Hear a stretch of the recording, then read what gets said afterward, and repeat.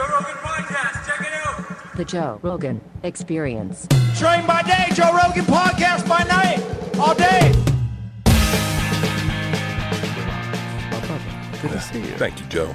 Always good to see you, It's my always man. good seeing you, man. I always say, like, you give the best hugs. Like the UFC the other night when I saw you, Yeah. and you came up, you just wrap it up. I love it. I'm a hug guy, too. Yeah. I think it shows your emotion. I love a real hug, yeah. A real hug where someone loves you, Yeah. you know? You know I love you, so I I- give you a love hug. I know you love me. I know you love me. We've been friends for a long time, brother. I know. We really have. It's nice, like, having friends that you've been friends with for just decades, you know? I always say, I've said this before, but I always say, you're like, I never had a brother growing up. And you've always been pretty honest with me, the way a big brother would be. And you've always come from a place of love. I remember the whole reason I was doing nothing and fucking nothing. I'm sitting in the backstage of the store with you, and you go, Tommy's doing theaters. And I said, okay. And you need to be doing theaters. I was like, okay. And you're like, you need a Netflix special. You need to get one. I was like, all right, Joe, how am I supposed to do that? And you go, be undeniable. And you just walked away. And I fucking was like, that's the kind of mentorship you look for in a friend. That's who you want to be around. Surround yourself with great white sharks, and people think you're a great white shark. Well, you were always really fun and really funny, but you were always doing these Travel Channel shows. Yeah. And this is what drove me crazy. I remember the day. We've talked about it before, but I remember the day. I was in the Comedy Store, and I was calling you from the main room, and you were on a motorcycle in Vietnam. And I think you were drunk. And I was drunk and high. Two things you're not supposed to be on a motorcycle: no helmet, in flip-flops. Which, by the way, it's a fun way to catch somebody. When you call someone and you're going to go on stage in like 20 minutes, I'm just checking in on you, see what's going on. And you're on a fucking motorcycle in Vietnam. I'm laughing. But then I was like, dude, you really need to dedicate yourself to stand-up. Like, this is a trap. It's a velvet prison. These TV shows are a velvet prison. And when you're on the Travel Channel, you're not even getting, well, you're making great money, right? But you're not getting, I can retire now money. No. There's no fuck you money. It's I can live well money. You know, it's a great job. But it's one of those jobs where at a certain point in time, you got to go, okay, I have to jump ship. Like, you know, I can't keep doing this. Like, this is going to fuck up everything else I'm doing. It's hard to pull that trigger, too, because like with kids and a family and a house. And, Yep. And you go, okay, it's not great money, but it's good money. Yeah. And the road was not great money. And I remember you saying, you need a Netflix special. I remember you saying that to me on that motorcycle. I'm sitting, I had headsets in. I was listening to the Doors, Magic Caravan, Spanish Caravan. And I was flying. I was high. There were oxen on either side of me. The sun was setting. And you're like, dude, this is who you are. Fuck that Travel Channel bullshit. Get away from it. You need to focus on stand-up and your podcast. Yeah. And I was like, yeah. And you're like, you're the fucking machine. If you don't talk about this on stage, then you're not doing yourself. You're doing yourself a disservice. Well, there's certain people that, like, you know their full potential because when they're with you, they're completely relaxed. And, you know, everyone's just having a great time, and you get to see them at their best. And when you're crying, laughing, just hanging out, talking to a guy, you're like, this guy's got it. He's just got to figure out how to get rid of all the other shit in his life and focus on that. Because you were always so fucking funny. And I was like, how is this guy doing these shows where he's letting people hurt him and all this? Like, when you were doing Hurt Bert, I was like, what are you doing? Don't get hurt. And then I'd gone through it with Fear Factor. Like, Fear Factor was a great job. Don't get me wrong. Very happy that I got it. It was wonderful. It gave me fuck you money. It gave me the ability to do whatever I want after that. Yeah. But it was a thing where I was like, this is not what I want to do. What I want to do is what I always do. Just stand up, have fun. You know, if I was doing the UFC back then too. So I was like, do the UFC commentary, things I love doing. That's what I want to be doing. I don't want to be doing just a job. Jobs are great. Don't get me wrong. I'm thankful I got it. But at a certain point in time, if you want to reach your full potential, you have to realize, like, this is holding me back. And sometimes people don't want to tell you that because it's a job and it's a great gig. And I've had people tell me, like, don't leave Fear Factor. I'm like, what the fuck are you talking about? I have to leave. I'm like, I have to leave. I got to go. I remember those times. I remember people saying, because I knew you as Joe the stand-up. And I remember people saying, he does comedy? And I was like, no, that's what he does. Like, he's not an actor, he's not a host, he's a comedian. But that's understandable, right? Like, my stand-up, I'd only done, like by then I'd only done like a couple things that were out that were available, and I was on the hugest show in television. Fear Factor was fucking gigantic. It was massive. Nuts. It was massive. Monday nights? Yeah. It was a fun job. You know it's a big show when 20 years later you remember the night it was on. But this is what's important. Even though it was the #1 show in the country, I still had that feeling. Like, I don't want to really be doing this. Yeah. I'm happy to do it. I'm very thankful that I got the job. I worked with some amazing people. It was a lot of fun. We had a great crew. Really fun time. But I didn't want to do it. I wanted to do this. This is what I didn't know I wanted to do this because this wasn't a thing, but once I figured it out, I was like, oh, this is what I want to do. I want to do this and stand up. And the UFC, which is like, to me, it's not even a job. It's like a vacation. It's crazy watching you operate in the UFC and seeing that mechanism, and to think when you started that, like how far that path with the UFC has been for you. Oh, for me, it was 97. I know, but walking in through the other day, and I was like, oh, this has been Joe's life for fucking 26 years.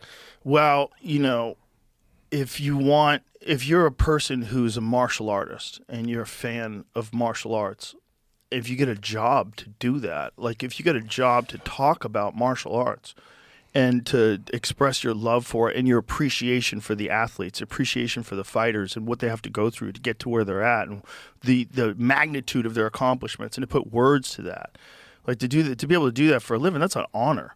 That's how I feel. Oh, yeah. It's like it's an honor. It's an honor, and I feel like I do a good job at it, and I like doing it, and I'm super passionate about it, and I don't do it because it's a job. I do it because I love it. Like, I don't need to do it. I could have quit a long time ago. It does, like, I could just watch it. Like, we're doing a Fight Companion this weekend. It's gonna be fun. Yeah. We're gonna hang out. What are you doing Saturday? I don't know. Oh, I'm in Vegas. Are you really? I have 2 shows in Vegas this weekend. Nice. At Resorts World Theater. Nice. Oh, I should say, my special, Lucky, is streaming right now on Netflix. Right now. Right now. I say lucky. Get. I say lucky because I am the luckiest fucking guy in the world. I really am. When you think about finding the friends I did later in life, like at like 37 or 38 when I started meeting all you guys and hanging out with you guys, and then getting into comedy at the time I did. Like, we got into comedy when it wasn't a job. It was like, It was weird. It was like joining the fucking circus. It was. And I only got into comedy because I got discovered by Rolling Stone magazine as the #1 party animal in the country. I mean, what are the fucking odds of my life tracking out? So that's why I named it Lucky. Well, we're all very lucky. That's absolutely sure. No dispute. We're all very lucky. If you're listening to this, you're very lucky because you can fucking hear. How about that? Yeah. If you're watching it, you're very lucky that you can see. You're very lucky that you can afford a phone. You're very lucky. Like, most of the world lives in utter poverty. And that's the unfortunate reality of all these people virtue signaling about the 1%. Like, bitch, you're in the 1%. There's you're someone in the 1% digging of the blood world. diamonds in Sierra Leone right now, smoking brown, and he's 11. Okay? If you make $34,000 in America, you're in the 1% of the world. How about that? Wow. Yep, that's real. My father-in-law still isn't in that 1%.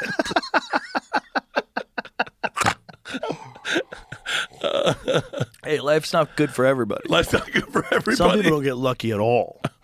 I've been trying to wrap my mind around the idea of quantum computing. It's exciting, but complex and difficult to understand. What I do know is that quantum computers can process exponentially more data than the ones you and I use every day. Quantum computers also put a new strain on the world of digital privacy and cybersecurity. They may one day crack encryption algorithms that we currently consider secure.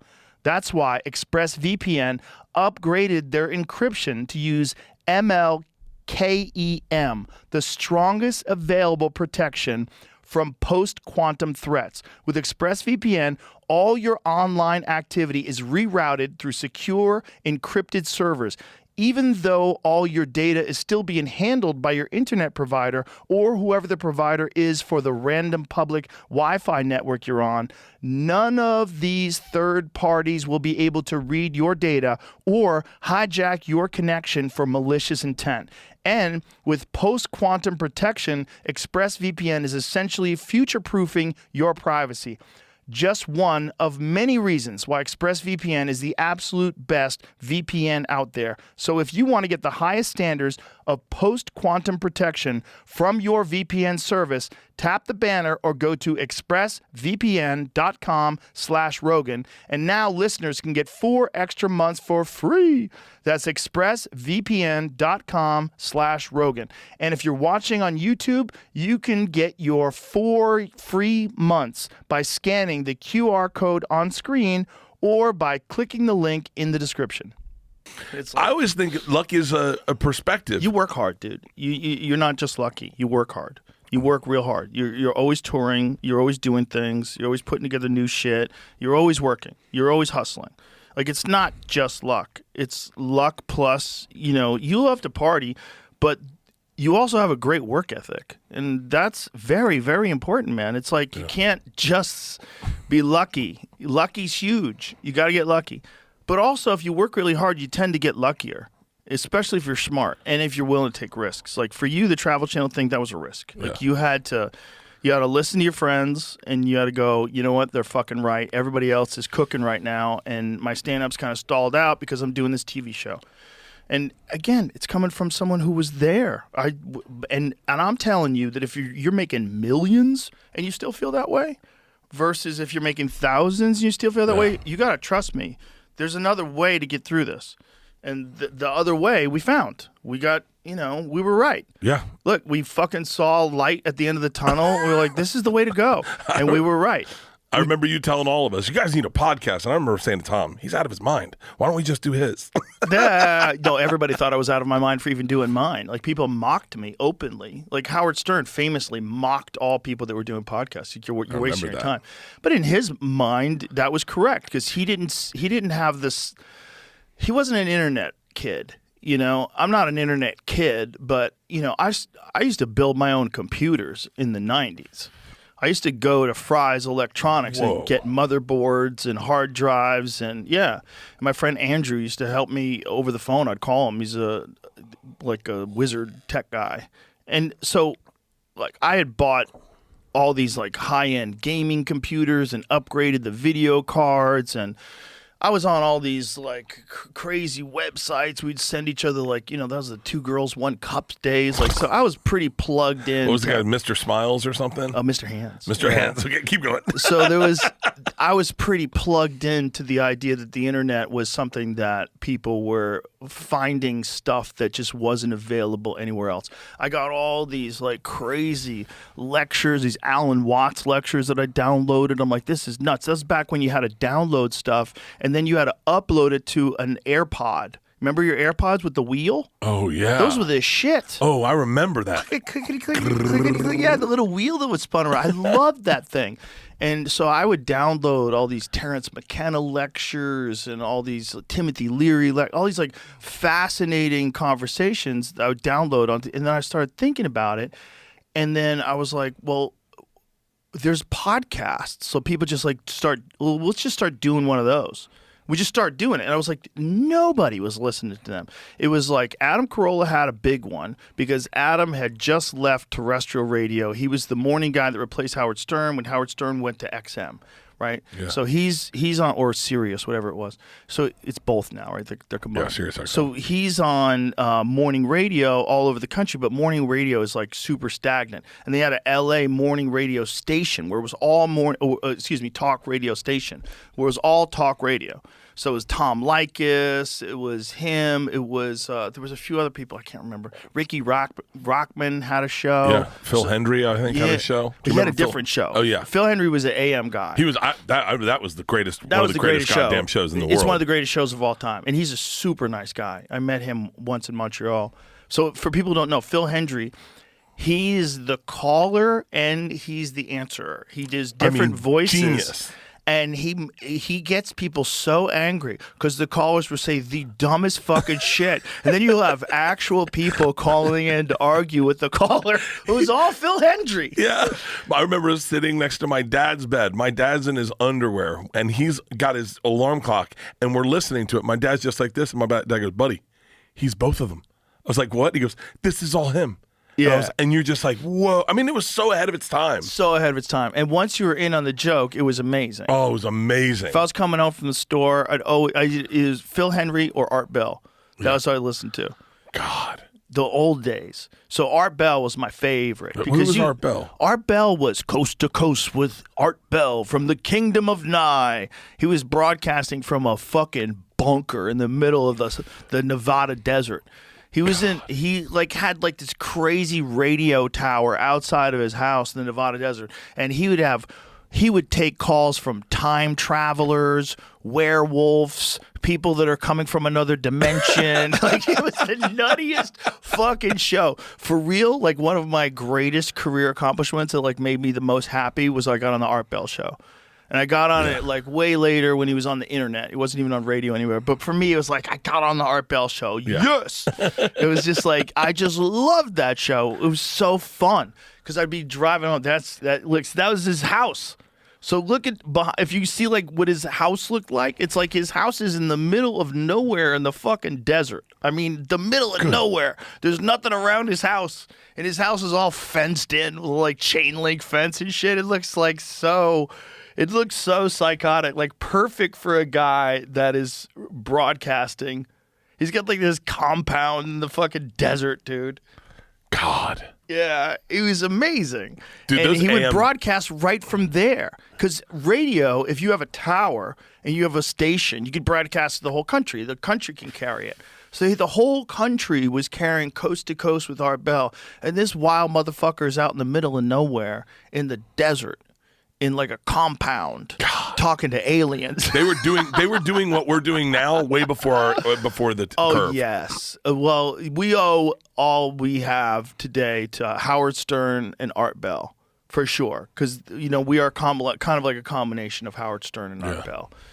And if it wasn't for he's the guy that got arrested, or didn't get arrested, but he got fined heavily by the Bush administration. This is back when the Republicans were the ones that were trying to censor people, which you should always realize. It's crazy that you got to say that. This fucking stupid game that people play back and forth with, you know, who loves war, who hates war, who loves censorship, who hates censorship. It's a political beach ball that they toss around at a concert to keep people occupied. These motherfuckers switch sides, all right? That should tell you enough alone by itself right there that they fucking switch sides.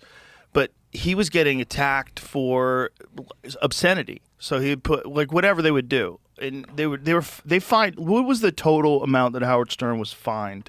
So this has to be, you got a neurotic guy as it is, right? Who's also the most pioneering radio guy of all time, right? He's the guy that changed radio from DJs playing records to just talking.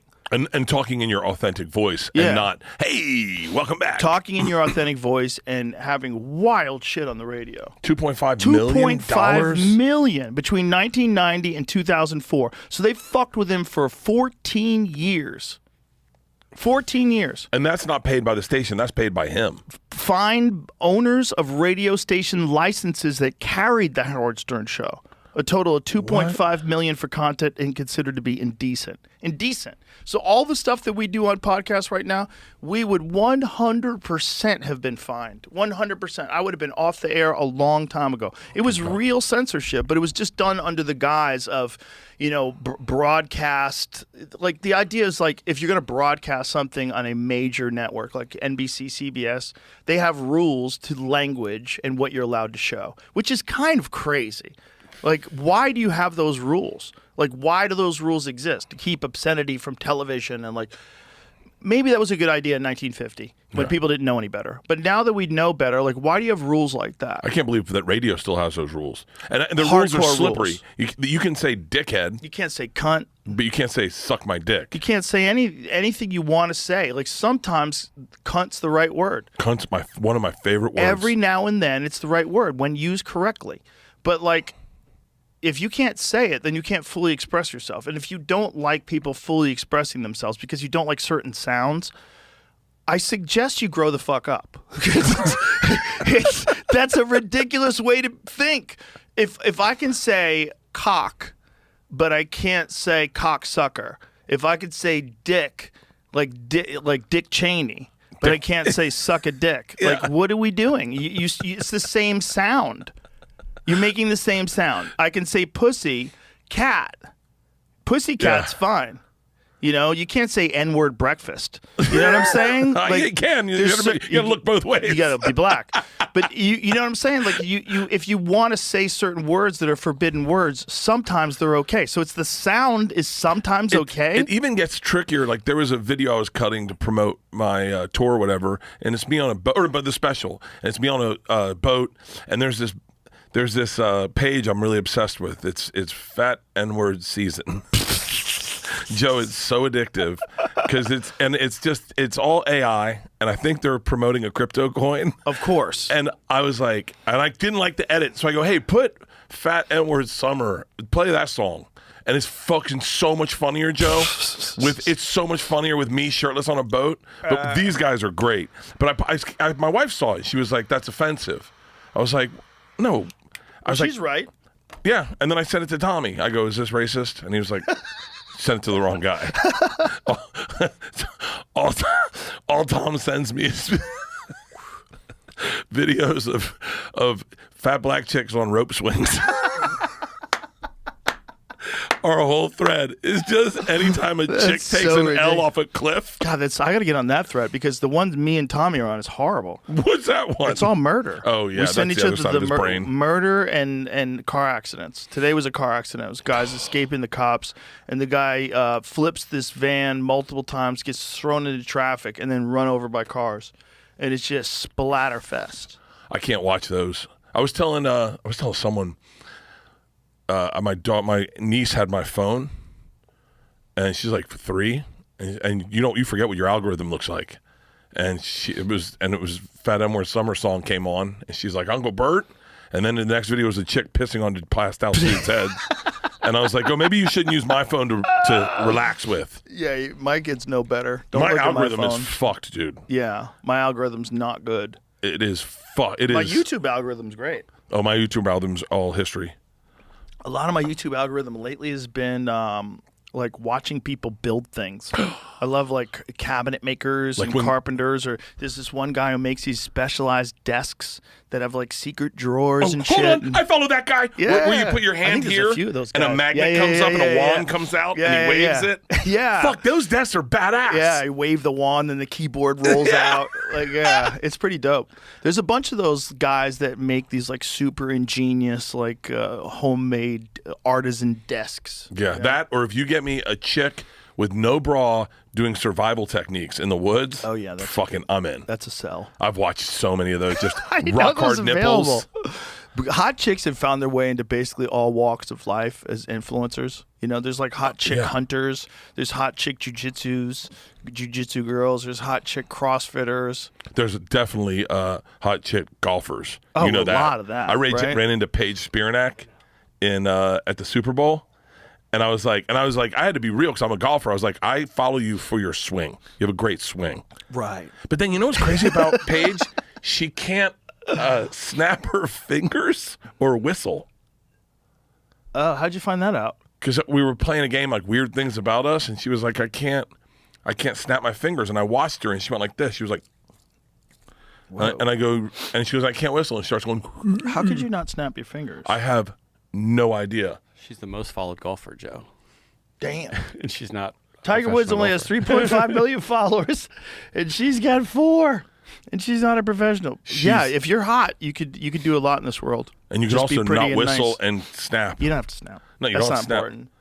Do you care? Yeah, she's super but hot. she does have a great swing. I bet she does. Jesus Christ. And if she's not wearing a bra, it's so good. Look at that. Watch one. This seems pornographic almost. Whoa. There we go. Well, gee, I wonder why she's got so many followers. She's good at golf. Yeah. It's got a good swing. Damn. I don't even know if I saw any movement. I swear to God, if I had tits. You want to talk about lucky? Yeah. That's the Willy Wonka golden ticket. Being a super hot woman, like all you have to do is be nice, and doors just open up everywhere. Like da da da da, she's here. If you're that hot, anywhere you go, like red carpets get rolled out, roses get thrown at your feet. She was walking down Radio Row at Super Bowl with Cam Hayward, and both of us are like, just stop talking. But also creepers. Creepers launch themselves at you. Ugh. You're never invisible. Guys are fucking with you all the time. Overconfident guys are hitting on you all the time and then getting really mean when you reject them. That's the thing that chicks have to deal with. They have to deal with like angry guys that like are angry that they get rejected, and they start insulting them and yelling at them, and like that's scary shit, man. That's scary shit. Think about all our friends, all our female comedians that have stalkers. I mean, it's so. You work your ass off as a comic. You happen to be pretty. You start killing it, and then all the fucking psychos come out of the woodwork. And you don't have any money, so you know probably live in a place that's easy to get to. That's crazy. Yeah, I don't. Yeah, it's dangerous. There's a lot of fucking. Well, we need better mental health care in this fucking country. And there's a lot of people out there that are out of their fucking mind. And if no one's paying attention to them or checking in on them, like imagine you're your average guy who loses his fucking mind, and you're a 40-year-old guy who works at a gas station. You've been working at that gas station for 20 years, and no one's paying attention. And you're just slowly losing your fucking mind. And, you know, you think Jared Leto is Satan, and that, you know, you've decided that, like, someone's sending you code on television, and then you lock on to some female comedian, and, like, that's your target. That's who you're... It's got to feel nice, though. What? To be the lunatic. No. Just to have What the fuck is wrong with you? Have something to focus on. Don't encourage this.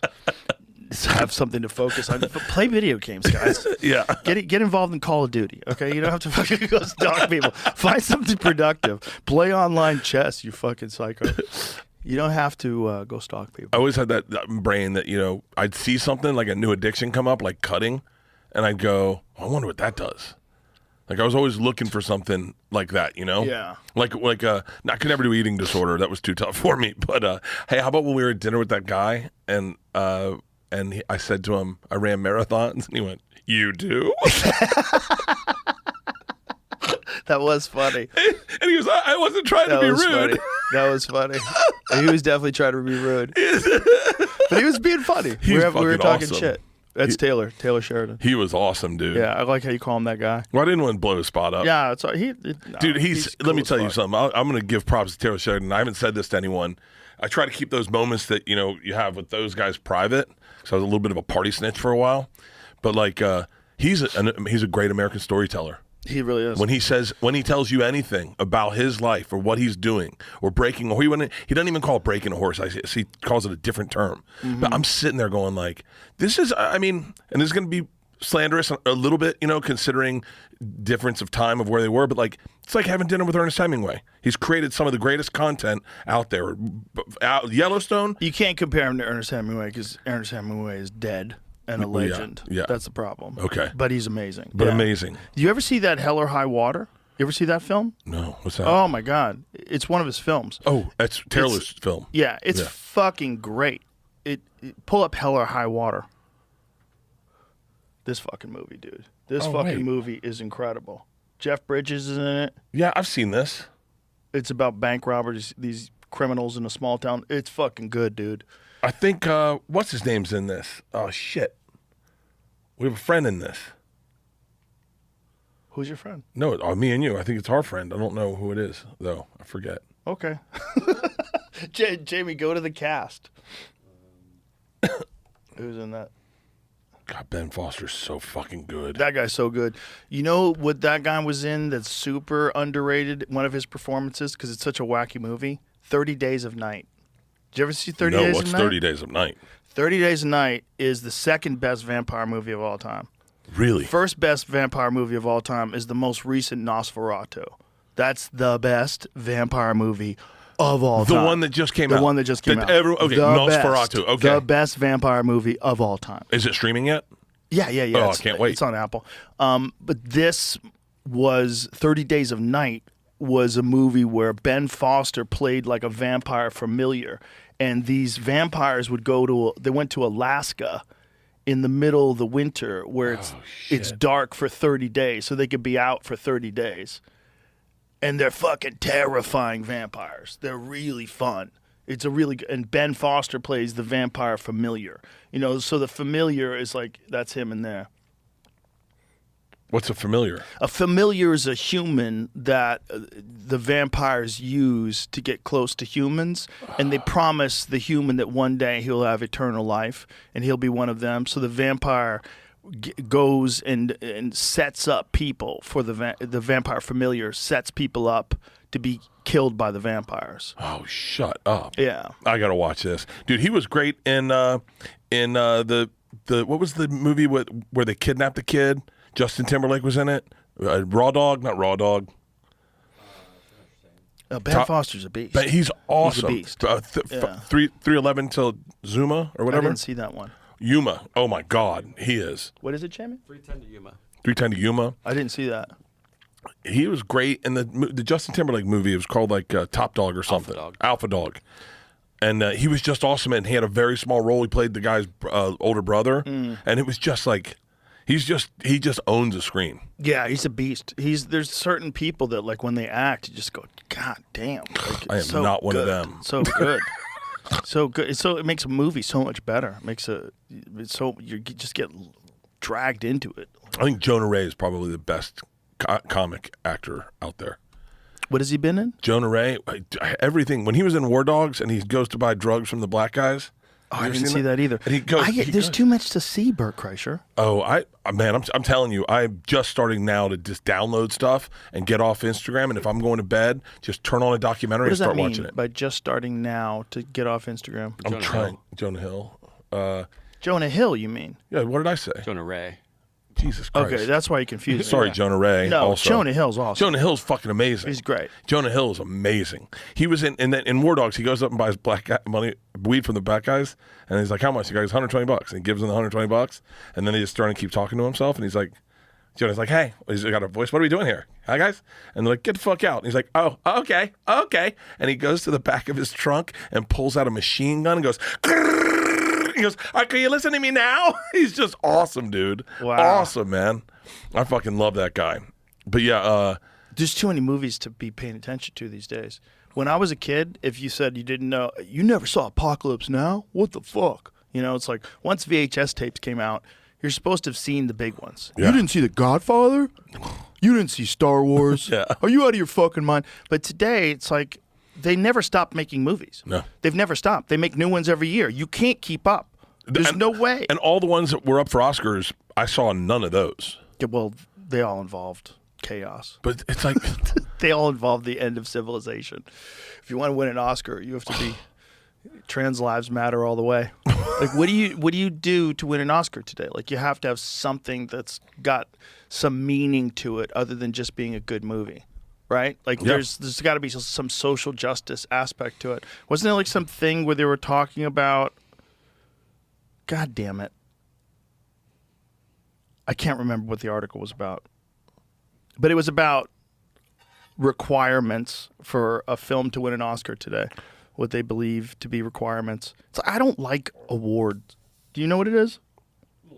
There was something that it was just Representation and inclusion standards. that's something it. Like that. That's it. that's not the only way to tell a story. That's not, because if you do that, you don't get Shogun. Okay? Yeah. Oh. You don't get Shogun. You gotta have an all Japanese cast. You want to get Shogun. You know, you can't have a fully diverse, 50-50 split of whatever, everybody. You can't. No. You have to tell a specific kind of a movie. You know, if you're going to make a movie about the Congo, you can't have white people play native Congolese people. You can't have that. So it's like some stories are not diverse. It doesn't make them less valid. It doesn't mean you're racist. It just means that some stories take place in Norway and they involve Vikings. Okay? This is like just a part of human history. You know, some stories take place in Egypt and they involve Africans. Okay? It's like there's plenty of room for every kind of fucking story. But if you only want like a specific type of story to win an Academy Award, you don't get The Godfather. Daylight savings is coming, so we're about to lose an hour, and that means trying to speed up your morning. But if you drink AG1, maybe you're fine with it. It's that quick and easy to help your body feel great every day. Starting your day with AG1 can help you shake off the grogginess, get back into your rhythm, and even give you the boost you need to make the most of that extra hour of sunlight, maybe even turning you into the morning person you've always wanted to be. AG1 rules. I drank it for a long time now, and seriously, it's as easy as I say every month. You just take one scoop, put it in some cold water, shake it up, and you're ready to go. Honestly, it tastes pretty good too. I'm not complaining.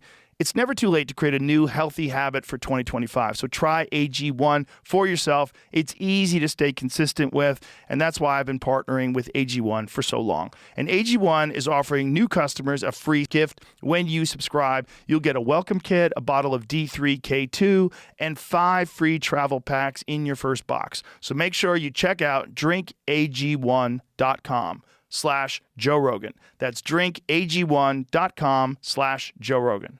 You don't get that movie. You don't get Jaws. You got to get all Italians Star if you want The Wars. Godfather. Think about who were the Oscar winners when we were kids. Yeah. Were all fucking banger movies that everyone saw. Right. That everyone saw. Best Picture won Best Picture because it was Best Picture, not because it was a Best Picture about a trans social worker that got abducted and sent to... Exactly.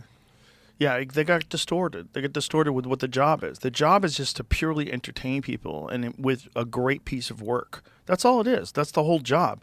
And that could be Pulp Fiction. There's no message in Pulp Fiction. There's none. It's fucking chaos. And it's amazing. The message we took away was that white guys can say the N-word. I guess. We were like, Quentin all right. Tarantino, as long as you have a gun in your hand, you could do it. But the whole movie is just madness. But it's amazing. You can't deny how great it is. Like, that's supposed to be what the best movie is. It's not supposed to be. I don't even know if that won Best Film. Did it win Best Film? No. Did Pulp Fiction win Best Picture? No, but I think he won Best Director and Best... maybe not for that, though. It should have won Best Picture. Him and Roger Avery together were Who the fucking fuck won Best gangsters. That was a really good year. Oh, that's right. We actually talked about that on the podcast. I think it was actually Unforgiven that year, but I'm going to make sure. Unforgiven was a fucking great movie. Fucking great movie. God. That was Clint Eastwood going back and cleaning up all his old Westerns. That's what that movie was. It's like, let me show you what it was probably really like. Yeah. What it was really like. Not this, fucking everybody's looking at you sideways. No, the reality was that character that he played, that old assassin. What year do you think movies stopped being great movies and started being what year did we switch? I think people are still making great movies. But they're not winning Oscars. Well, I think who cares? I really do. I think once Will Smith slapped Chris Rock, the Oscars to me were like, what? I'm done. I'm done. Like, you guys, and then they all applauded him and gave him a standing ovation afterwards when he won an Oscar. I'm like, I'm done. Forrest Gump. Forrest Gump was a banger. Look at hang on. I saw every Shawshank movie on there. Redemption? I saw Oh my God. every movie on there. Quiz Show? Quiz Show was great. I never saw Four Weddings and a Funeral. I heard it was great, though. Dude, it made you want to date a fucking British chick. I made you want to have a rich friend, live in a castle, get drunk, watch a friend die, and fucking... Okay. Look at all But that of makes these. sense that was best film. But what an amazing year. Shawshank, Pulp Fiction, Quiz Show was fucking great. Yeah. By the way, that was a real thing. Yeah. Yeah, they really fucking rigged a quiz show. That's why there's all sorts of rules if you're running a game show, because I was on a game show, Fear Factor. It was my best way to get people away from me. If they ask me, how do I get on Fear Factor? I go, if you want to get on, you can't even talk to me. Because if you talk to me, then I'll have previously known you. Then it could be seen that I helped you get on the show. So I can't talk to you. It was great. It's a great workaround. It was great. And it was true. Yeah. Sorry. So Can't be your friend. did they have someone like really judging the horse sperm? Going Judging it? Like an official officiating it because it was prize money? Meaning like the quiz show was all about them breaking the rules. Right. And you had to have someone, a standards and practice guy on your team, making sure the game was fair for everyone, correct? Yeah, I think there was something like that. I guess the network just did that. I think we kind of ran the idea, or they ran the ideas by the network, and the network decided, whether or not this was fair or what have you. But everything was always fair. Like, that show was... nobody got knowledge of the stunt before they got there. We blindfolded everybody. They were traveling around in vans. They would be blindfolds. Sometimes they covered their ears so they couldn't even hear. And then they would take their blindfolds off, and then right there and then they would find out what they had to do. So right there and then they find out they got to get covered in snakes or something like that. And we knew that someone had a fear of snakes. Because you fill out a form, and if you got a fear of snakes, guess what? You might wind up on the snake episode. You know, it was a fucking crazy show. But, it was all fair. But that quiz show, they figured it out like the mob figured out the fucking lottery. Whitey Bulger won the lottery twice. Did he really? Yeah. You know how bold you have to be a gangster in South Boston and not just win the lottery once, but win the lottery twice. Like, see if you can find that. How do you rig the numbers that big? That's crazy. I can get away with it. You can kind of get away with stuff before the internet. Before the internet, you could get away with things like that, where you could kind of rig the lottery a couple of times, and everybody's like, "Whitey won again? What the fuck?" Oh, that's great. When I was a kid and I was living in Boston, I used to teach one of his hitmen. I taught one of his hitmen Taekwondo. Oh, well, what's it like teaching a hitman? It was weird. Are they good students? Yeah, he was very, very disciplined. Yeah, he was like a known guy in the South Boston Irish mob, and he wanted to learn how to fight. Lottery winner had been one of Bulger's brilliant schemes to launder his drug extortion, loan sharking money back in the summer, which makes sense, right? What better way to why do you have a Cadillac? Oh, I won the fucking lottery. Yeah. Oh, we're clear. So you could have all your shit. So, Millions lottery ticket had been purchased at the South Boston Liquor Mart by Michael Linsky, who was the brother of a Bulger underling named Patrick Linsky. The FBI learned that once Whitey heard about the jackpot, he ordered the real winner to sign the ticket over, with Whitey and two associates paying $2.3 million in cash for 50% of the winnings. Bulger himself paid Linsky $700,000. Although Linsky lost money in the deal, he really had no choice. It came down to selling the ticket or risking his life. Kevin Weeks, whose name also appeared in the winning ticket, later claimed that Linsky purchased a large batch of tickets to hand out as Christmas gifts and promised to split any winnings with Bulger and Weeks. But Weeks' story makes little sense. The so-called Christmas gifts were purchased during the dog days of summer. So they did it. The scam set up a 20-year legitimate income stream for Whitey, where he earned $119,000 each year. Oh, wow. That's brilliant. Yeah, so that's what he did. He found out that somebody won it. He's totally tuned into the neighborhood.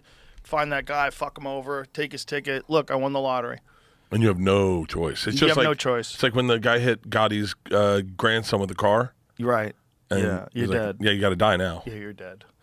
Yeah, if you lived in that time, like in the 1980s when I used to teach this guy Taekwondo, like you would always hear about hits.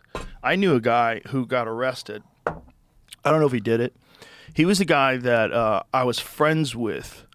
His name was Richie. I was friends with him before he went to jail. And then I was kind of friends with him when he got out of jail, before I realized that he was like very dangerous now. He was a completely different person. So he went away to jail. He was a little older than me. I was 18, so he was probably 20 or 21. And he went to jail on some kind of gun charge or drug charge. So he comes out of jail a few years later, and he's an animal. I mean, an animal. He's way bigger. He's put on like 30 pounds of muscle, and he's seen way too much. He was telling me stories about fights that he used to get into in the jail, where he'd beat some guy half to death with a broom handle, and that you're fighting for your life in there. It's like every day you're fighting for, and he knew how to fight. He was, I trained with him. That's where I knew him. I knew him from Taekwondo. And he was just telling me about fights that he would get in jail. He's like, you have to fight. There's nothing you could do. It's constant. You're constantly on edge. And I'm like, fuck, man. And so I'd known this guy before jail, and then I'd known him after jail. And he was just way more dangerous after jail. He was doing a lot of coke. He would train, and when you would train with him, it was a fight.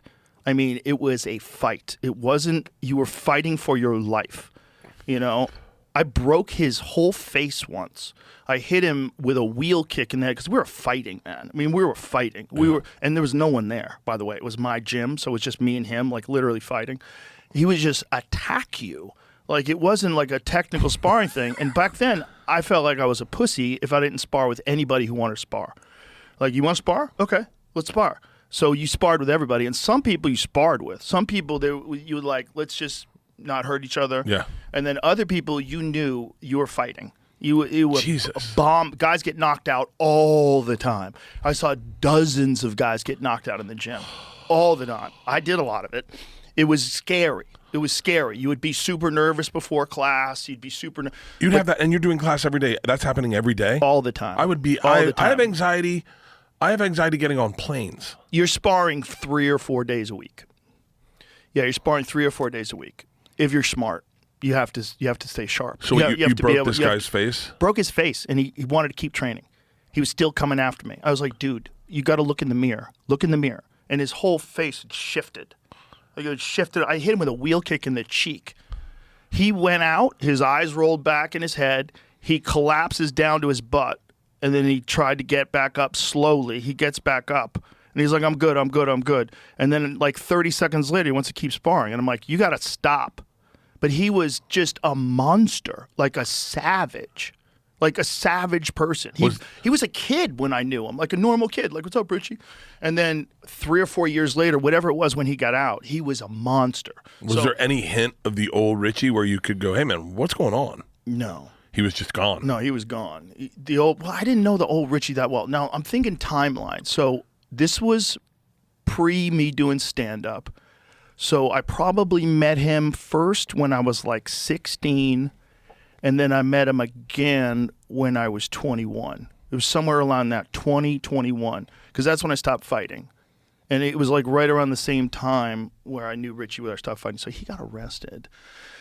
There was a guy who was murdered, and they broke every bone in his body with a hammer, and they kept injecting him with cocaine to keep him alive.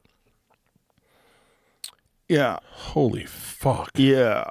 They identified the body. I forget how they identified the body, but I'm pretty sure they chopped his hands and his head off.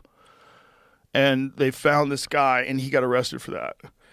And he got away. He got off. I don't think they charged him. I don't think he actually did it, but he definitely knew people who did it. He was involved with the same kind of people. And this is like one of the guys that I worked out with. But he wasn't the hitman. The hitman was way more stoic. Really? Older? Yeah, he was older. He was in his 30s.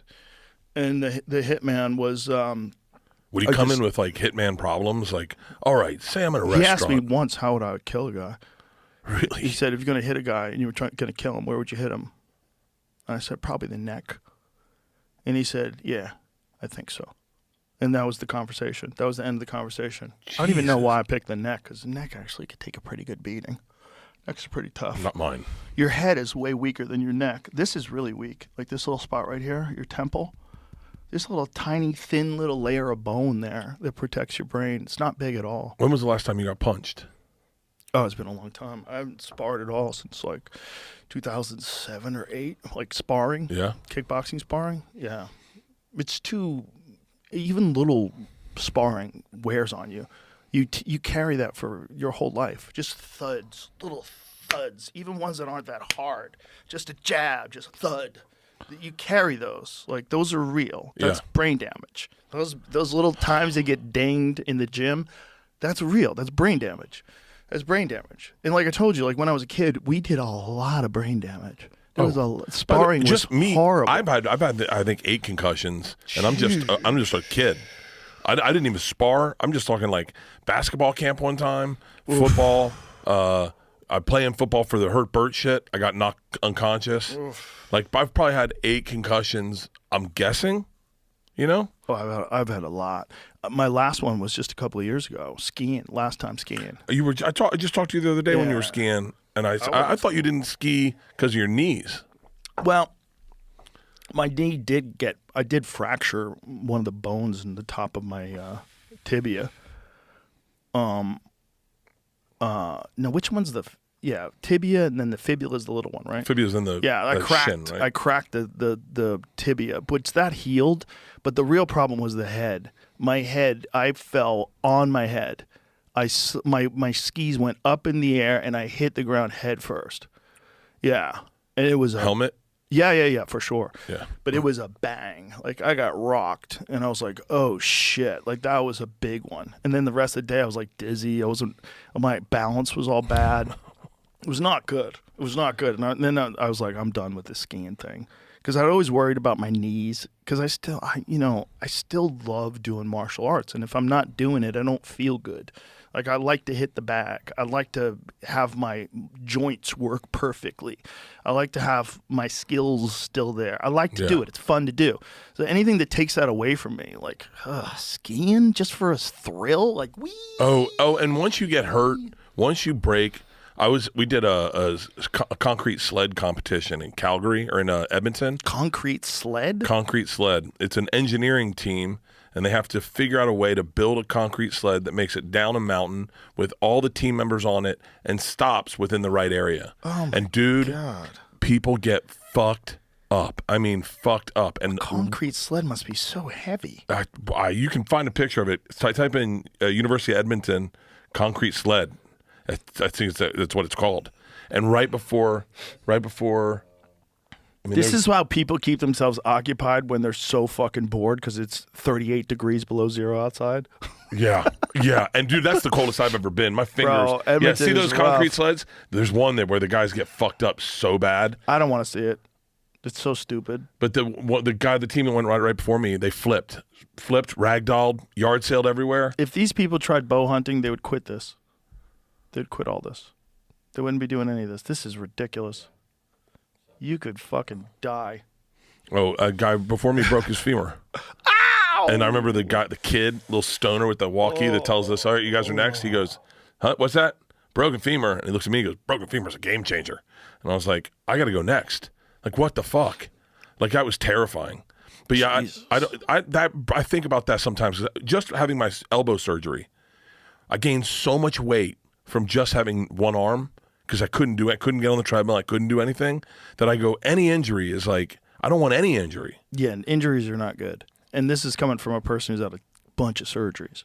I've had 3 knee surgeries, had my nose operated on. Oh, let me tell you my game changer. Mouth tape.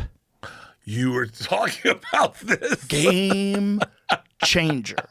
Game changer. I know people say this, and I know it's like one of those fucking fitness influencer things where people are selling something. I got no skin in the game, okay? I'm not selling nothing. I don't have anything for sale.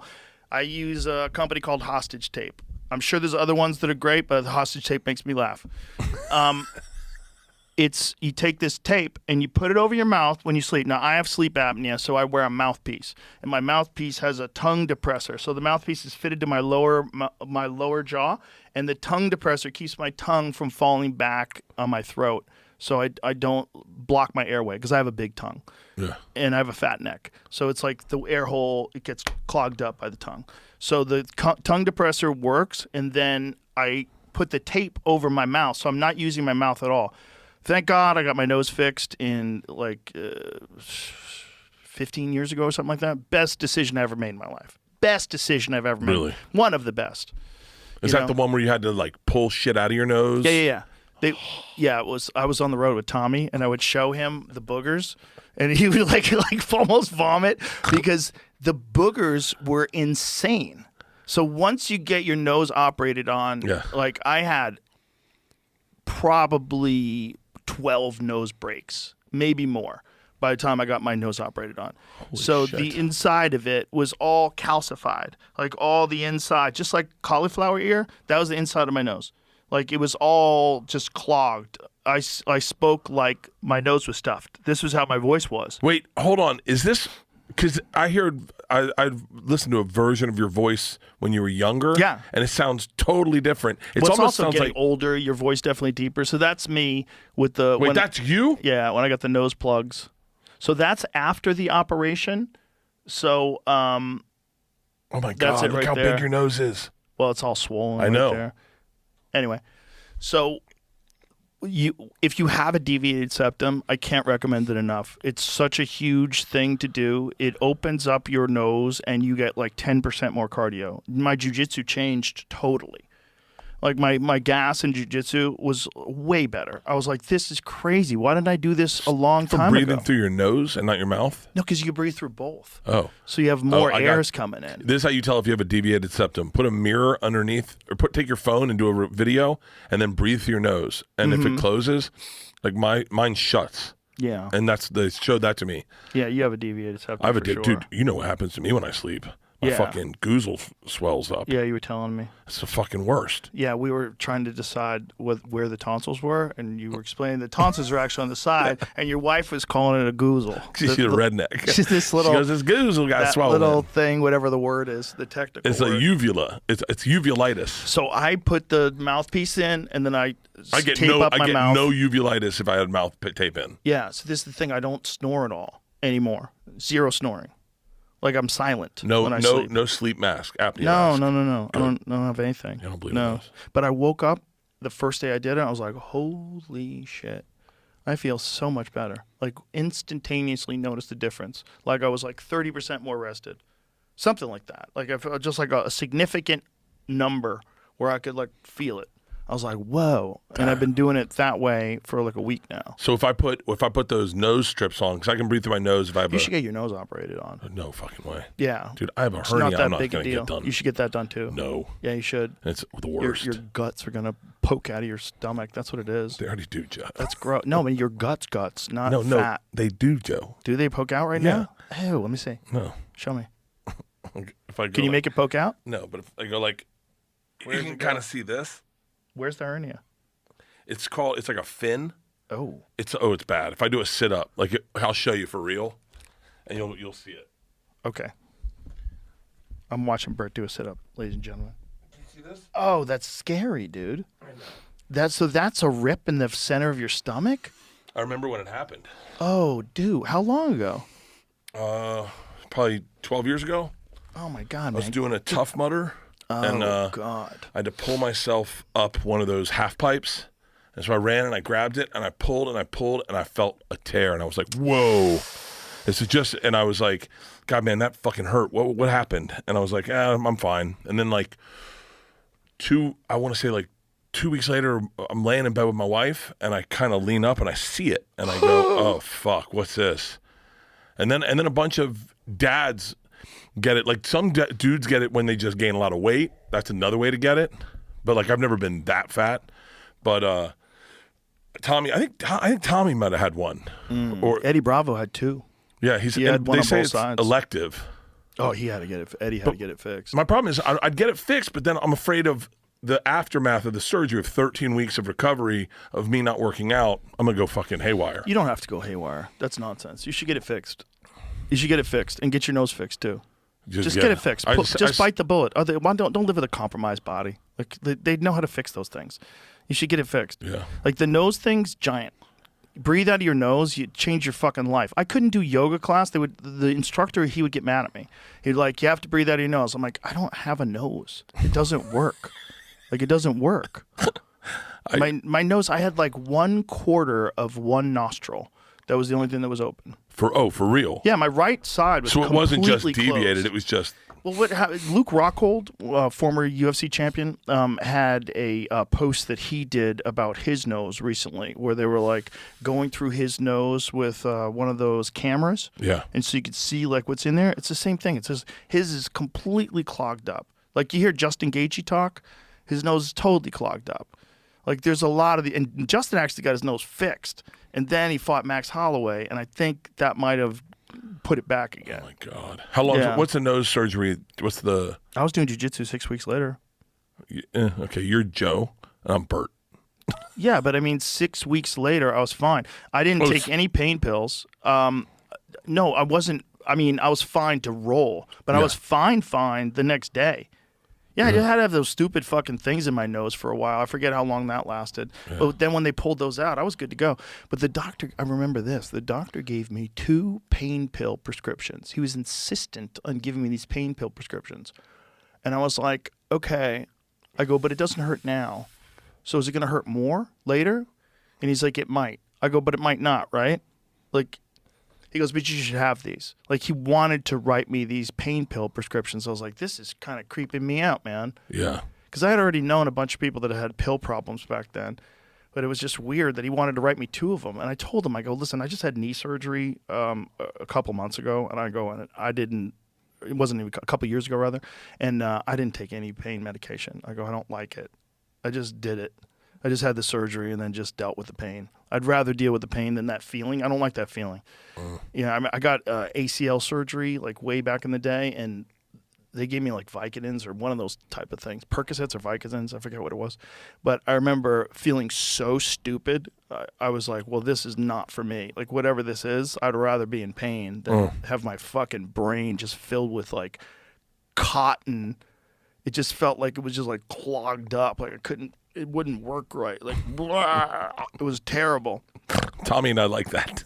But my doctor, he just wanted me to take these pills. I think it's that you were talking to me about statins for a while, and you were saying that I don't know what you were saying or whatever I read was that these companies are getting, these doctors are getting paid out to get people on statins. The companies are saying, get people on statins, we'll pay you out.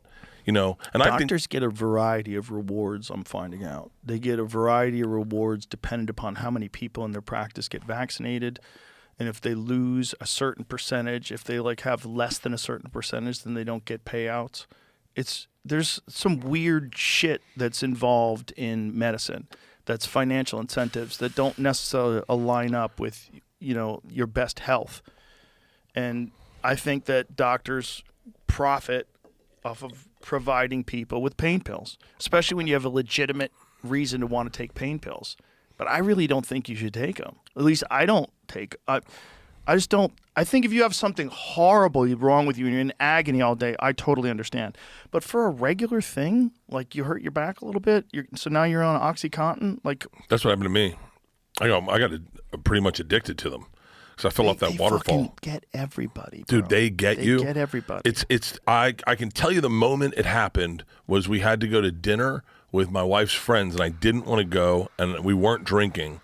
And I remember thinking, I wonder if I double up on my pain pills. That'll get me through tonight. Whoa. And I did, and man, it was an enjoyable fucking night. And I smoked a little weed, and I was fucking perfect. Yep. The next morning I woke up, and Leanne found out we were going camping that weekend. And I reached over to get my pills, because the first thing I did in bed, grab a pill, pop a pill, lay there for a while. I went over, my pills were gone, and Leanne was at the foot of the bed. She goes, "You're done, big boy." And I was like, I go, "Hold on." And this is like negotiating, like junkie negotiating. I go, "Hold on, baby, we're going camping. Like we're gonna be sleeping on the hard ground." And she goes, "Nope."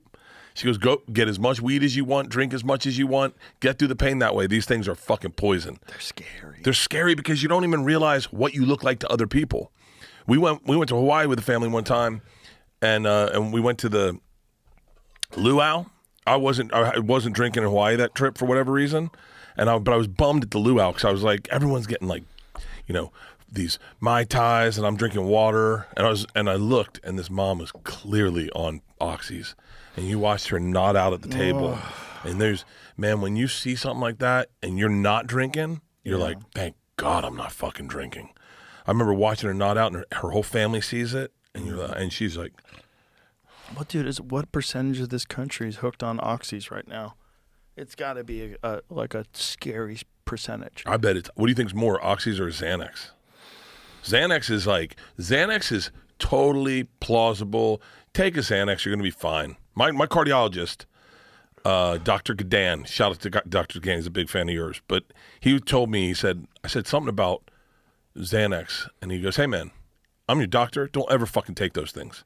I was like, "Really?" He goes, "This is the leading cause of dementia. Do not take fucking Xanax." Xanax is the leading cause of dementia? So he told me, he said, he was like, by the way, I apologize, Dr. Gadan, I'll give you a shout out. And he's like, "That's not my exact words, Bert. God damn it." Yeah, you might have fucked that up. We might want to delete that. No, he said your brain, it turns your brain to mush. Well, it's definitely not good for your brain. It's one of the most dangerous drugs to get off. Oh, they won't admit you to rehab if you're on benzos. Right. Like we took a friend to rehab one time, and the one question they asked, "Have you taken a benzo in the last 24 hours?" And he was like, "Yeah." And they're like, "Nope, can't take you." They don't want to deal with it. It is so dangerous to get off benzos. Yeah, it's one of the. There's only a few things that people die if they get addicted to, and then you cut them off. One of them is alcohol. Really? Yeah. I think you have to drink. You have to drink when you wake up. Oh yeah, you have to be a complete drunk, and somehow or another, your body shifts into surviving drinking alcohol all the time. You're killing yourself for sure, but your body relies on it. I forget what the mechanism is, but there's an actual mechanism. There's some sort of a shift when your body's got so much alcohol, and then when you get off alcohol entirely, you can die. Oh, you have a stroke. I don't know what the cause of death is, but I know that benzos is another drug that does that. When you get off of it, you can die. Like, it's one of those things. If you just cold turkey benzos, if you're popping Xanax all day long and you're like, I'm done, like, you can die. It's crazy how clean life is when you're not partying. Oh yeah. Like, you haven't drank in 2 weeks. Mm-hmm. It's like amazing how the sky looks different, the trees look different. Well, you have more energy. So much. The gym is night and day different. Oh yeah. Like, I work out every day regardless. Ran 5 miles today. Drank last night on the plane. 5 miles today.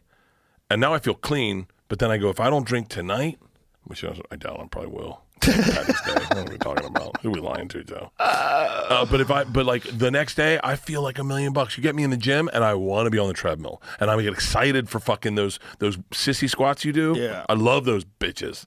I got the board. Oh yeah, get a fucking slant board squats. Board squat. Get a 45 fucking weight in my arms. Yeah, do 15 of those bitches. Those are great, and you feel it. And you're like, that last one. You know what my favorite squat to do is? What's the one where you lean back and you squat when you're tilted back? Squat, lean back. It's called bad form. Like, no. It's called back injury waiting to happen. Lean back and squat. That sounds crazy. Like a landmine squat or something, where you have the pole. You have the. Oh, okay, yeah, landmine. Yeah. And you get deep into that bitch. Oh yeah. Those are great. Those are great for like rotational force too. Oh yeah. You know, Viking shit. You know what I'm saying? I'm always impressed when a man can program his own workout. Really? I can't. Yeah, because I can't. Like if you, I think you don't do your own workouts. No, I have a guy program for me. Okay, he comes to my house and trains me every day. Really? Yeah. Wow. So you don't work out on your own at all? If I work out on my own, I run.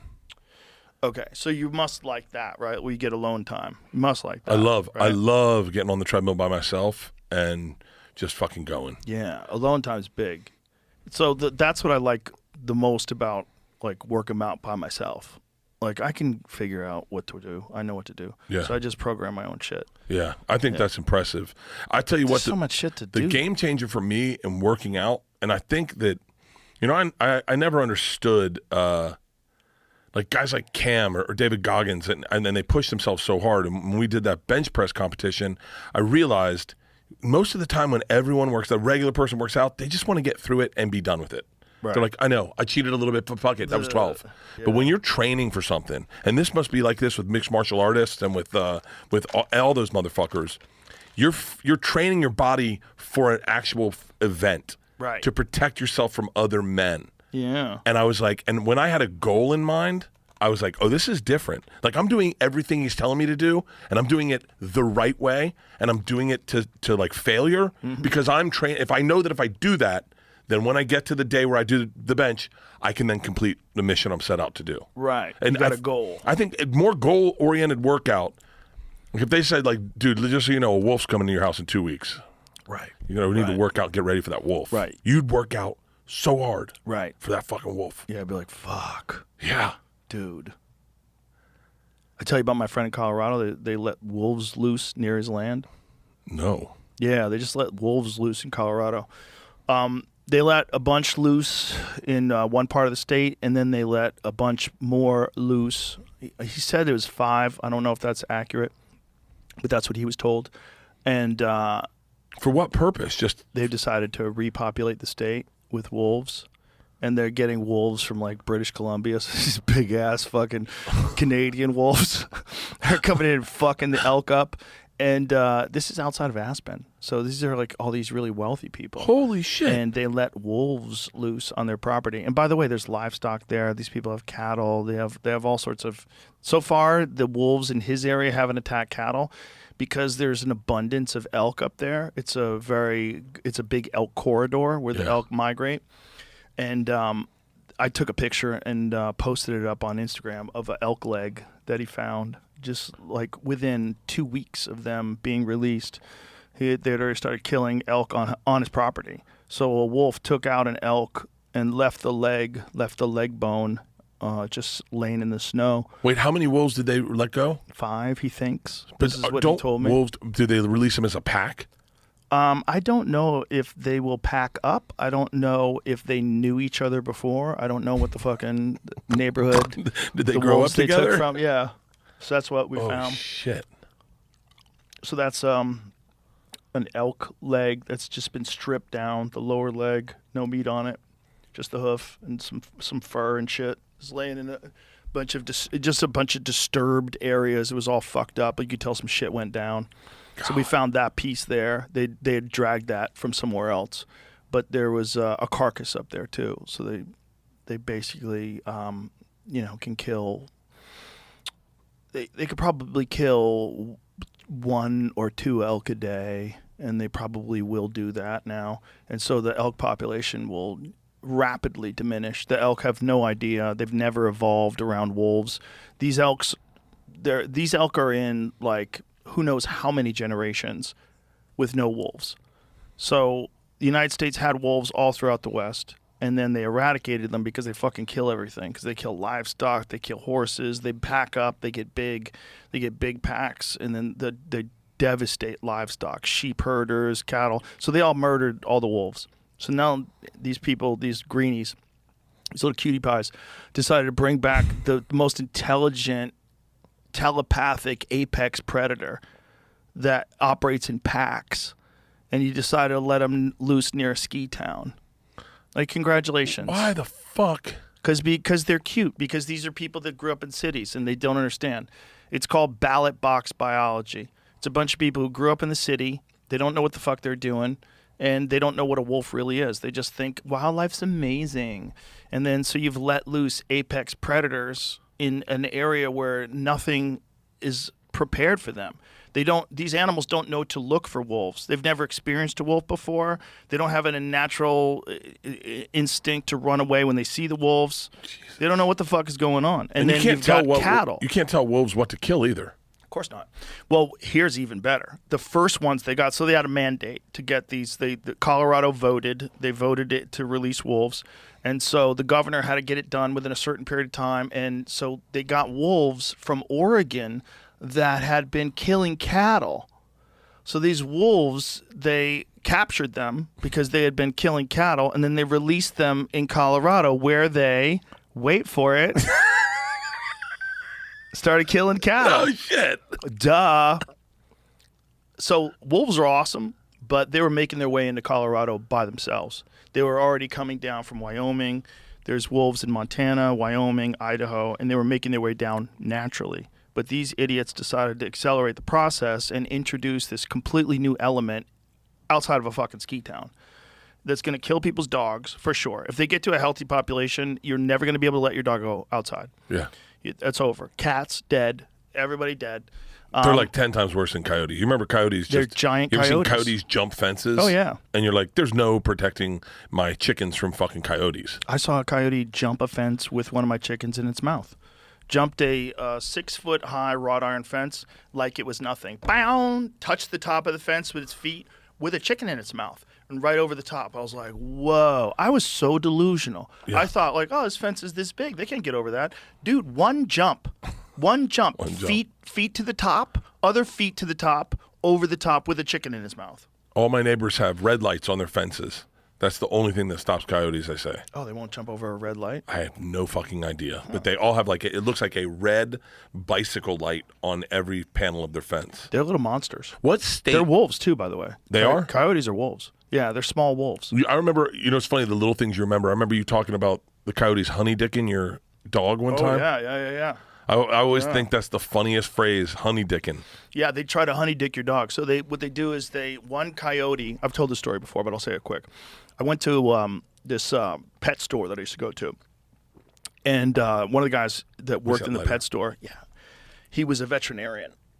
And he brought in, someone had brought in this pit bull that was covered in cuts. Like his whole body was like hundreds of stitches. And he's like, what happened? He was like, I don't know. He got out. And then, when I came home, he was outside the fence, and this is what he looked like. So this guy, they stitched the dog up, and then he follows a blood trail into the woods outside of his house where he finds 9 dead coyotes. Oh, shit. So they honey-dicked, a giant pit bull. Like one of them super jacked, muscular pit bulls Yeah. with a fucking fire hydrant head. The kind that are on the front of rap albums. Terrifying pit bull. And this pit bull just killed everyone. They fucked with the John Wick of pit bulls.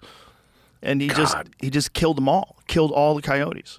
They were all he said it looked like Vietnam. He said they were just torn apart. Because once the dog killed them, he's not going to stop. He's going to start shaking them. You know, picking, especially a pit bull like that's in a blood rage to just fight for its life. Oh. Like, it was probably so happy to do this because pit bulls just want to fight all the time. I've been wanting to do this every fucking he was day so I wake pumped. up. It was the guy who's a jiu-jitsu black belt and a drunk grabs and was like, thank you. Thank you. I've been practicing for this my whole life. But you imagine the scene? Imagine a scene seeing just dead coyotes just ripped apart, just throats torn open, guts hanging out, legs broken. Because this dog, if a dog like that bites a coyote's leg, that leg's broken. That's a shattered leg. That leg doesn't work anymore. The poundage that pit bulls bite is fucking wild. You know what a wolf is? What? It's like 5 times stronger. Are you shitting me? Yeah. That's how crazy these retards are that let loose these apex telepathic super predators into a ski town filled with super rich people. And the super rich people right now, they're finding out about this. They are freaking the fuck out. I bet they are. Oh yeah, all my buddy who lives out there, all his neighbors, they're all trying to figure out what they can do. You know, they're all collared too. So there's an app and you can get on the app and find out where the monsters are. Yeah, you want to get scared? Yeah, I want to get. Hang on, I got to get that app. I got to get that app. How about you're walking, and then you see the fucking app is showing you they're behind you. All 5 of them behind you, and you're with your family. But maybe you voted on that because you think wolves are amazing. That's Little Red Riding Hood, bro. We can track these wolves on an app. Track them on an app. That's kind of cool. It's kind of cool to know where the monsters are. But they do that with sharks, great white sharks. But these people in the neighborhood are all tracking these wolves. So they're all freaking out because these wolves are like circling their homes, circling their property. Fuck. Wolves. Some of them have gone right through fields with cattle and not done anything about it. Yeah, they don't even understand why. They haven't attacked any cattle yet. But these are ones that are outside of Aspen. So the ones that they brought in from Oregon, that's not outside of Aspen. That's a different spot. Those are the ones that were depredation tags. They were already killing wildlife, or they were killing cattle. What state do you think has the most predators? Like Australia has the most predators in the world. In our country, yeah. I would say Alaska for sure. Florida. Oh yeah, that's a good call. Florida's yeah, no, Florida crazy. for sure. Florida now because you brought in reptiles. Yeah, 100%. Florida has more pythons in the Everglades than all the rest of the world. Yeah. Do you see those kids that go in? You see those kids that dive in and grab them? I had Python Cowboy on the show. He brought me up. Don't we have a python head laying around here somewhere? Something. Oh, look at that! Look at that! Yeah. Apex predator. Florida is jacked. No one even comes close to Florida. No one's even close. Wait, wait. What's Maine? Maine? Why does Maine? It's not Maine. What is it? New Hampshire? Not Vermont. This one, right? That's got right. Be... Okay, so the one with the boot. Well, this is not good, guys. the boot is Massachusetts, right? Or no, that's New York. Yeah, hold on. We're so stupid. You know who could draw the whole map by hand? Al Franken. Vermont. Okay, yeah, it's Massachusetts is the one Vermont? with the hook. Okay, so Vermont predators. Yeah, what predators are in Vermont? That must be like wolverines and shit. Oh, red and gray foxes, coyotes, Bobcats. black bears, fishers, bobcats, and red and gray foxes, with wolves and lynx also present, although the latter are rare. Good God. Interesting. I remember. I Black said, bears. I said the other day on Instagram, I had my hose all wrapped up, and I was like, I don't know if this is because I'm from Florida, but I never put my hand into a hose bucket without kicking it a couple times. When you say I got my hose all wrapped up, I thought you had you ladies making money. My hose doesn't My make any hose money. are wrapped up. They're making that money. I got my hose wrapped up. Have you ever had rattlesnake on your property out here? You have? Yeah. Out here, we've had one. One of my neighbors had a couple coral snakes in her garage. Those are scary. Coral snakes are the ones that look like Red and black. but it's They're like beautiful. black and yellow kill a fellow. Red and What is it? red, white, and blue. I don't know. America. He's cool. I don't know what but my old house in California, there was a bunch of them. Your old house was in the wilderness. Yeah, well, I was in a place where there was a lot of Red wildlife. touches yellow, kill a fellow. Red touches black, venom lack. What does that mean? There's no venom. Oh, to help identify venomous coral snakes. Oh, I see. 'Cause I think so we have some those- coral snakes are not venomous. No, it's a Oh yeah, that's what it looked like. it's a king snake. A scarlet king snake is harmless. Coral snakes are deadly. Okay, And so we had both in Florida, I think. So you never got near either of them. But go back to that image, Jamie. The one on the top, red touches yellow, kill a fellow. That's it. So that's the one that'll kill it. Red touches black, scarlet king snake, harmless. Interesting. I'm not going to roll the dice on that. I would not remember this. I would fuck that up. I'd be like, wait, that black. thing looks like it will fucking for sure kill you.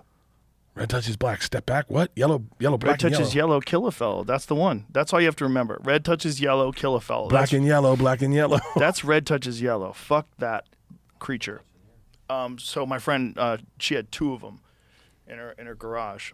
Yeah, not good. Not but, good. My old house, did you ever meet Frank? You never met Frank.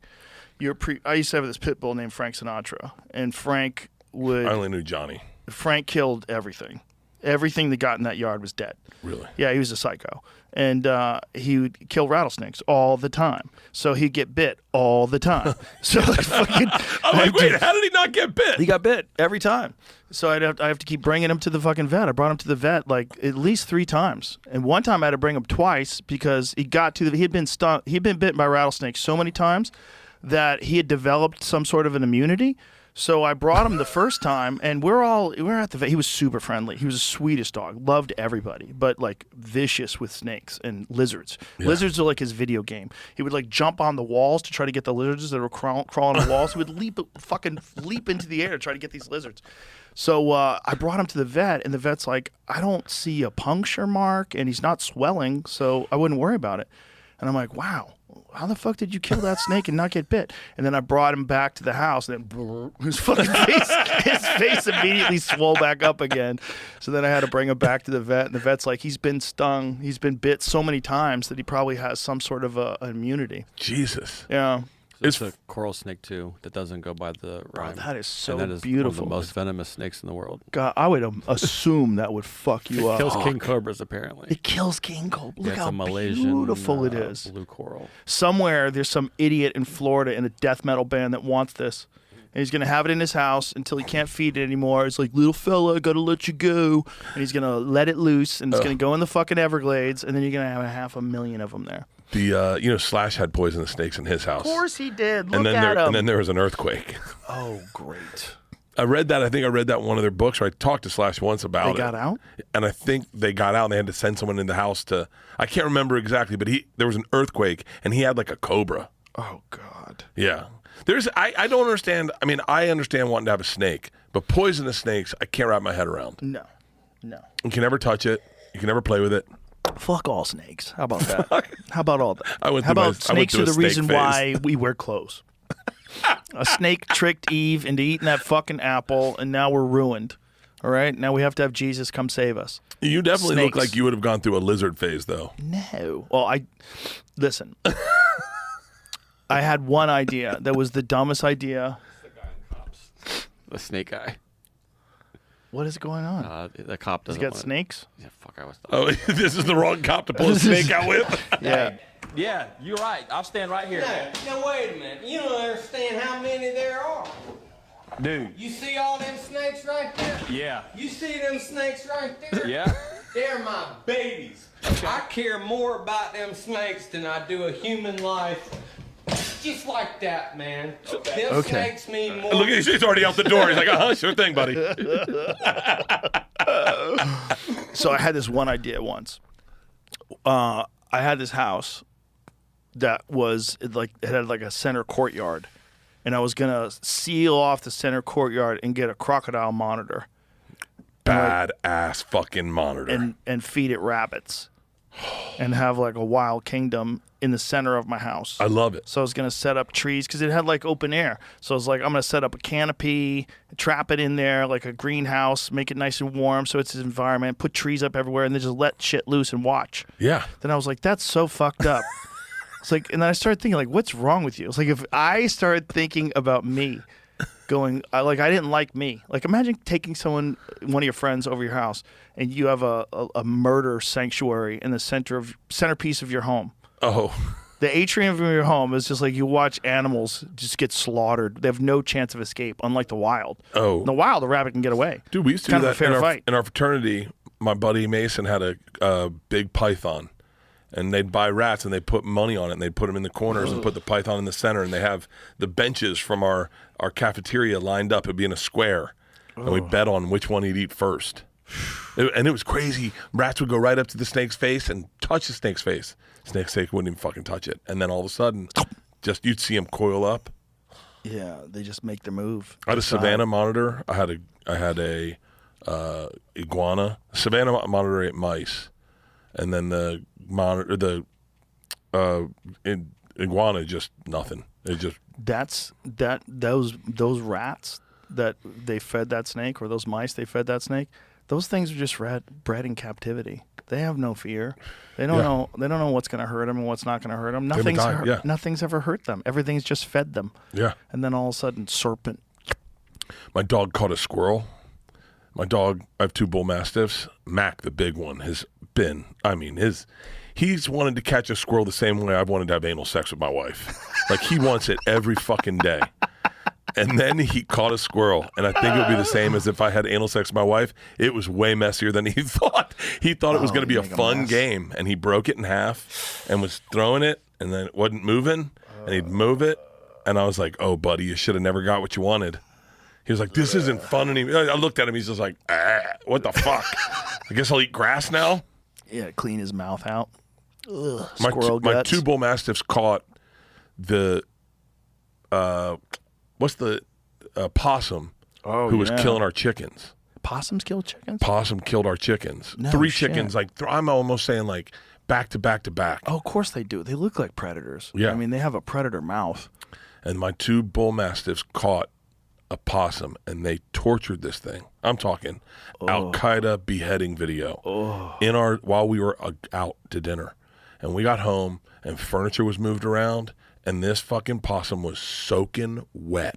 I mean, they must have thrown this thing around the room, and it was just in the corner playing dead.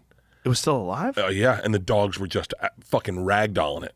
How is it still alive? I don't know. We had to catch it Your in a mastiff bucket. is fucking huge. Yeah, they were just toying with it, I think. They were just fucking throwing them around. They had them cornered in the back. We had to get a bucket, and you can't kill possums in the county of L.A. It's illegal to kill a possum. That's hilarious. I know. That's so funny. You know you can kill coyotes. No, in L.A.? Oh, yeah. Are you being serious? Yeah. Because we have a den of coyotes that come back through our backyard at times. Coyotes are like rats. Dude, That's how they look at them. I don't think they're like rats. Let me just be real clear. I think they're cool. But I wanted to kill one. I wanted to kill them when they killed all my chickens. Dude, they killed all my fucking chickens. I have a Hoyt bow with a 69-pound tension that would light a fucking coyote. I've been wanting to hunt something. Yeah. Don't shoot your neighbors, dude. California laws allows for the killing of fur-bearing mammal that is injuring property at any time and in any manner. However, animal cruelty laws prohibit maliciously and intentionally maiming, mutilating, torturing, wounding, or killing an animal. There I go. Wait a minute.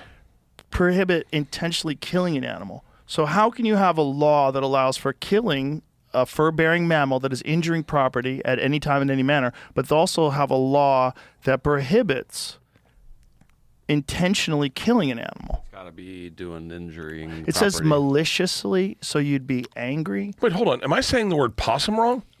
Opossums. No, I say it. Opossum, Yeah, I think is the right way to say it. It's like Did you know it's wheelbarrow?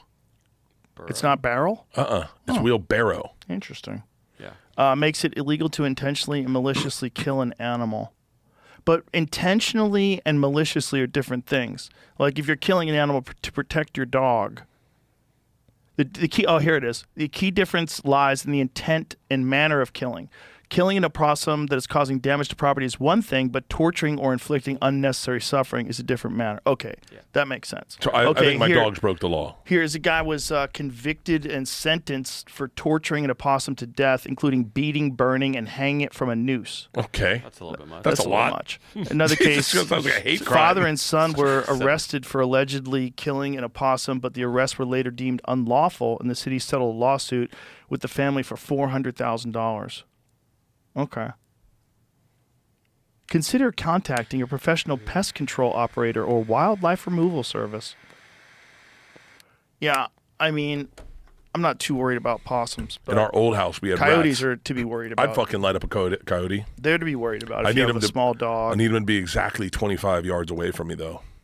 You know? Because I don't, that's all I'm only scoped out from my porch to the fire pit. Don't you have a adjustable sight? No, I have 4 sights. Okay. I didn't really learn that much about bow hunting with Cam. I just shot a couple times. But I know that like one sight is for that distance, one sight's for that distance. Right. And I don't even need the second sight in my backyard. Like my backyard's not that big. Right. You should go somewhere where you could practice. Like They have a good one. They have a good one in, I think, it's over in a park. They have a whole archery range. Oh, nice. Yeah. Yeah, you should go there. I get weird with that shit. I have weird issues about like joining in or doing something new, like getting into a spin class and I've never met anyone. Mm-hmm. I just kind of like doing it in my backyard. Doing it in the backyard is fun, but just for your own ability to get better at it, you really should stretch out your distance. Yeah. Because what happens is there's little tiny errors in your form that don't show up at 20 yards that'll show up at 60 yards. And you got to find out what those are. Like I always shoot at 85 yards. You shoot at 85 yards? 85 yards. And you're at your house? Yeah. Oh, yeah. God, I set 85 yards is a distance I would never shoot an animal at. And if I could be super accurate at 85 yards, when an animal's at 50 yards, it feels to me like a chip shot. Yeah. Like I can just nail it because I'm always shooting long distances. So at a long distance, any little deviation or torque of your hand, Oh, yeah. it can make a big difference in how the arrow goes off. And at 70 yards, it might be 4 or 5, 6 inches to the left, to the right, up, down. It's spread out, and you want to tighten it up like this. You want to get that group like a softball. That's what I want. I want a softball at 85 yards. That's when I know I can go hunting. Yeah. When I can get a softball at 85 yards, I'm dialed in. So I've been shooting from a higher platform too. Is that bad? That's very good. That's very good. Especially if you ever have to go hunting in a tree stand. Tree stand hunting is very difficult. So I've only done it once. My good friend John Dudley took me to his farm in Iowa. John actually taught me a lot about archery too. Like most of what I know about like form and technique, I learned from John. And anyway, John has this amazing setup in Iowa, and you go up in these tree stands, and you have to like buckle yourself in with like a safety wire or a safety rope. Yeah. And you're sitting there like all day. You sit all day. All day. It's freezing. It's November. It's in Iowa. It's fucking 3 degrees.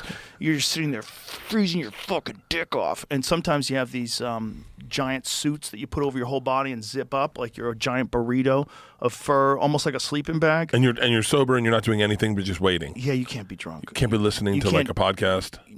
You really shouldn't. You want to hear branches snapping. You want to hear the little cracks, the little sounds, little that's what you're listening for. Guys even wear these things called Walker game ears. And Walker game ears it's almost like a hearing aid, and you put them in and you crank it up and you can hear things like way amplified. That there's certain headphones that you wear if you go to a gun range that they tune out any sound that's over a certain pitch, like a certain volume, but amplify other sounds. So you can hear people talking like from way away. Really? Yeah, way stronger like ability to hear. But then the gun, it cuts out the sound when it gets to a dangerous. So every gun's like tack, tack, tack, tack, tack, tack. But the sound of other people is still present. So you could talk at a gun range. You don't have to have like full ear, like the foam ones stuffed in there where you have to pull, like at Terran Tactical, they always use those. Yeah. You have to pull them out to talk to people. These you can, so these guys wear things like that so they can hear everything in the forest. Wow. They can hear every little sound because when a deer's coming in, they come in slowly, they're all wary and shit. They're stepping on the grass. They're moving around, and you might just hear something, just a rustle, and you're like, "Where's it?" And you see him. Oh shit! There he is. There he is. And then you got to get your bow. So you're waiting all day for one moment, and you're shooting down. Yeah. Because like the animals, like they're down like below you, or like you're at a like sharp angle. So you have to have like a range compensating, an angle compensating rangefinder. Because the shot might be 40 yards, but it actually might be 20 yards because you're shooting straight down. Yeah. So you're shooting straight down. You're the way your arrow is going to drop, it's not going to be as affected by gravity. So like if you're shooting 40 yards on a flat plane, the arrow is going to arc and it's going to drop. So over the course of the 40 yards, if your arrow is going 290 feet per second, which is a good speed, it's going to slowly drop until it gets to 40 yards. So that's why your range, like you set up the pin, you move it to where the arrow is going to be when it finally gets there at 40 yards. Wait, You'll know where the can you dip move your is. own pin? Oh, yeah. Oh, I need camera. Well, I have a wheel. It's set up that like I have what's called a spot hog, fast eddy, and it's got 2 pins on it. And one pin will be at 20 yards, the other pin will be at 35 yards. And then I move it down, and then the one pin is at 50 yards, and the other pin is at like 75 yards. Oh, that's not mine. Or 65 Mine's yards. just got four different sights. Oh, okay. Yeah. So mine is an adjustable one that's on a wheel, and that's what you need because like with the range, like say if a deer's coming in and you're in a tree stand, you look and you're like, that's pretty far away, but it's pretty far like this, straight down. So pretty far straight down, your arrow's not going to drop as much as if you were shooting straight. Yeah. If you're shooting straight, it's going to go boom, and then so you have to have a rangefinder that figures that out for you. Oh shit! And it says even though that's 40 yards away, the angle compensation is actually 26 yards. So you have to dial your shit to 26 yards, and then you'll be perfect. Have you ever gone fishing with a bow? No, I have not, but it looks amazing. It is so fucking difficult. It looks so looks fun too, though. It's fun, but it's difficult because of the water reflection. You've got to shoot like 6 inches below it, right? Yeah. Well, I don't know because I never got one. So yeah, I was a little drunk. I was like, this will be easy. I think you have to shoot 6. It's refraction, right? Yeah. Yeah, I think you have to shoot below what you see. Yeah. Yeah. That's a mind fuck. When we sat out there, it was salmon all over. Oh, you could really? see them. It was, and I fucking must have taken 100 shots. Oh, man. That must have been so fun. It was fun, but, you know. Is that like a recurve bow, or is that a bow with a release? Do you have a release? I don't remember. I think it was a compound bow. Oh, okay. I think so. Yeah, that's better. The compound bow, you could be more accurate. So with the compound bow, I don't know how to aim with a recurve bow at all. I've only shot one like 3 or 4 times ever, and I went on this trip to Lanai with my family, and one of the things that they had was like this little archery lesson. You could take archery classes and shoot at the little targets, and they had recurve bows. I'd never shot a bow without a sight before, so I was like trying to like line it up. Like, how do you line up how do you know where the arrow's gonna go? That's the only bows I've ever shot. It was like a recurve. Yeah, recurve. I shot a recurve bow. We did like archery lessons in Italy, and so we were at different. You know how like those hills, they're like almost like steps, and so they'd have. But it was weird because the recurve bow was such that you had to hold it kind of like at an angle. At an angle, yeah. So that the arrow stays on the Yeah, shelf. and during the pandemic, I got the girls both recurve bows, and we would shoot in the backyard all the time. It's fun. It's definitely fun, but it's kind of like throwing a rock or like throwing a baseball. Like you've got to like have a feel for where that baseball's going to go at 30 yards, at 40 yards, at 50. You know, like if you had to throw a baseball and hit a tree, you would know, okay, I got to throw it a little harder. Yeah. You get a feel. So that's different than regular archery, compound archery. Because compound archery, you're basically relying on the sight and the technique. Like you dial it in, you get that pin, it's at 42 yards, and then you're just going through your shot process. You're just staying steady and making sure you go through your shot process perfect so that when the shot breaks, the arrow goes exactly where you want to. But with a recurve, like you have to practice all the time because you have to have that feel. Yeah. You have to have a feel and know where that arrow is going to go. Like you're looking down the shaft of your arrow, but your accuracy is greatly diminished compared to like a compound bow. I haven't shot my I only shoot my compound bow now, but I haven't shot my recurve bow with the little wristlet thing Cam gave me. I'd like to do that because I use always just my fingers. Well, that's an interesting thing. So use a release on a recurve. I'm sure people do that. You'd have to put a D loop on it though, no, I guess not. You could hold it from the top or the bottom. That would be better. Yeah, that would definitely be better. So you definitely get a more consistent release. But people want to be primitive. You know, like the real psychos, what happens is guys, the highest level of bow hunting is guys go after like elk and deer with a recurve bow.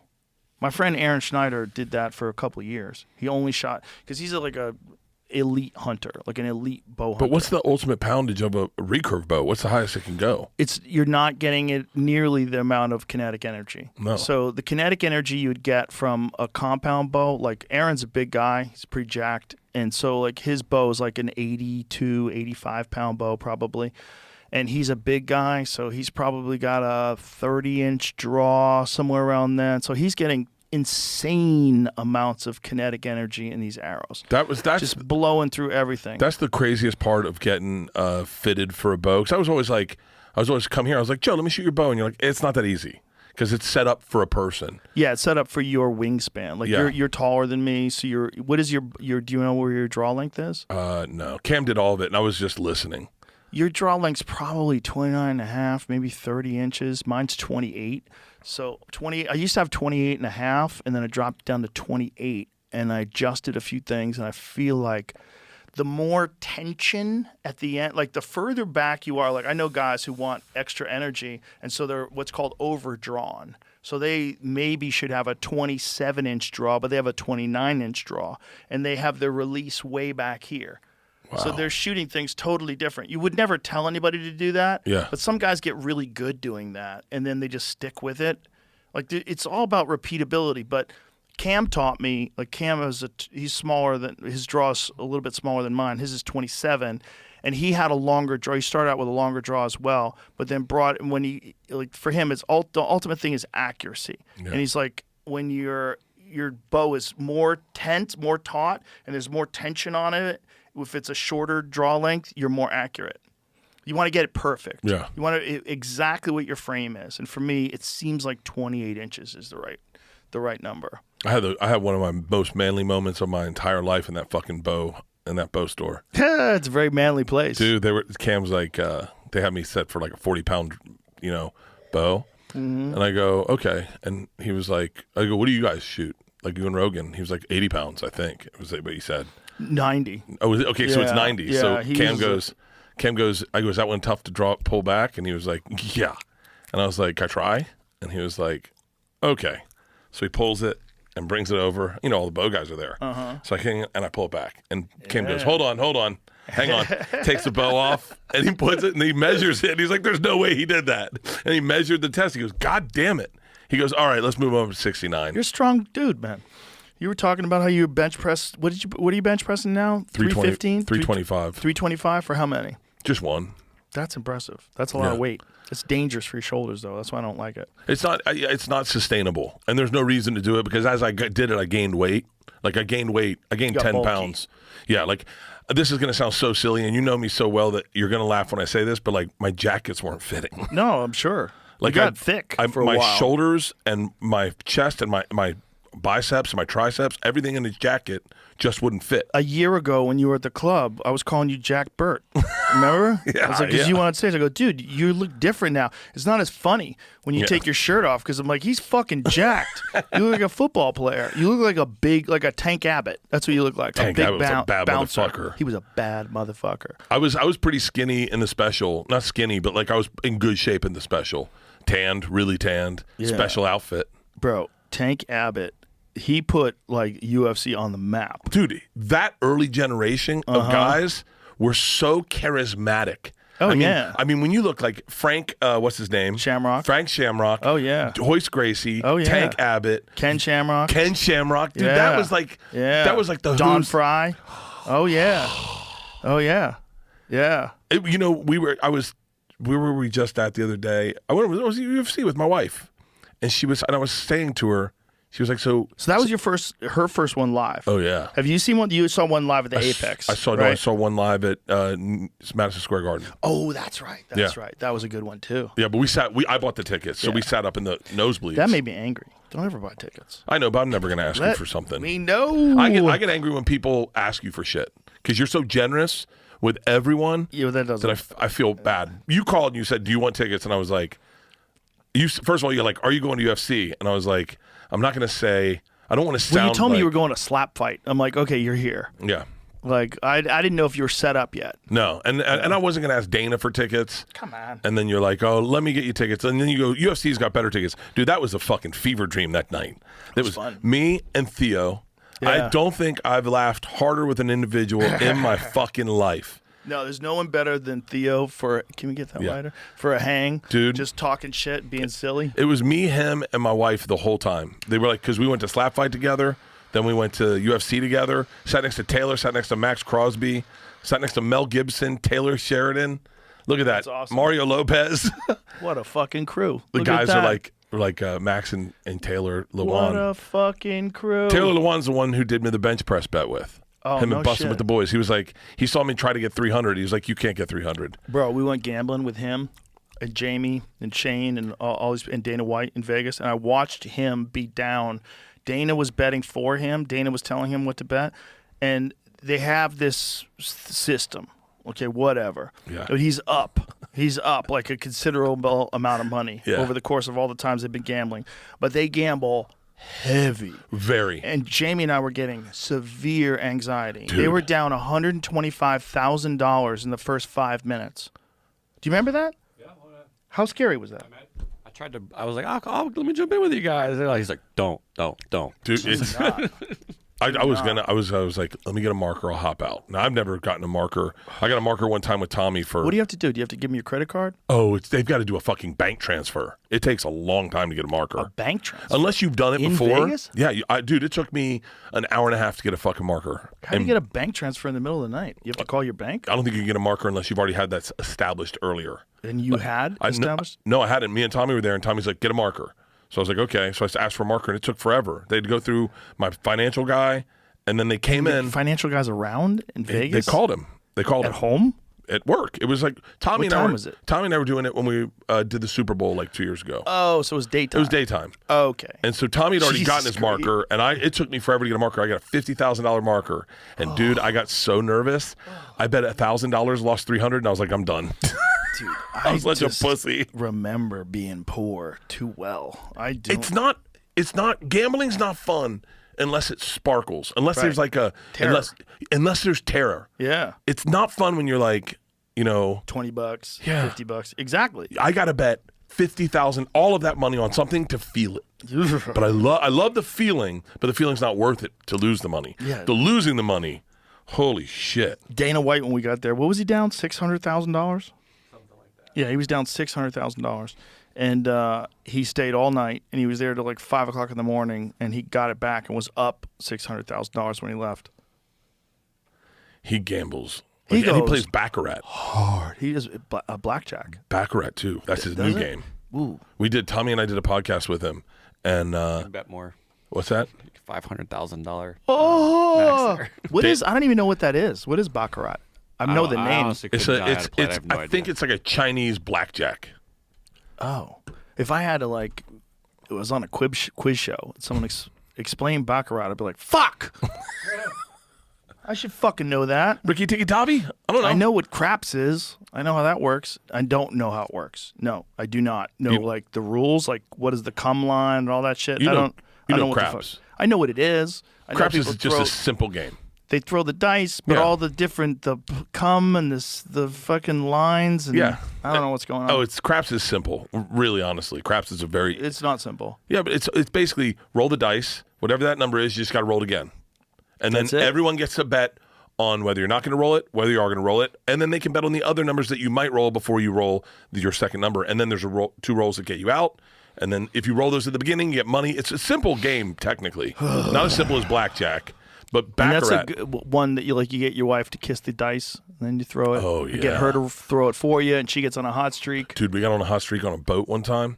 Me and my buddy Cowhead and our buddy Pete, and we were fucking We were rolling hot, and fucking people are making a lot of money. I'm on my 20th roll, and I'm hitting them and hitting them and hitting them. And I grab them one time, and I go to roll, and the dealer guy hits my hands with the fucking stick.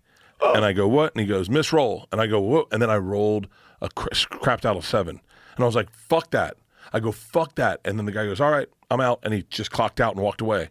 And me and my buddy Pete made him apologize to us. Why did he say it was a bad roll? They try to fuck up your flow. They don't want your flow to fucking. Oh, they don't want you to stay hot. Yeah, you're hot. Let's fuck it up. What is this? This is the world record shit for 4.5 hours straight. What? Yeah, the amount of money and the energy at that table would have been Insane. been bonkers. The fun is the shit you say as you roll the 4 dice. hours and 18 minutes later, Tomorrow had rolled a world record for craps rolls. She rolled 154 times. The odds of accomplishing this are 1 in 1.56 trillion.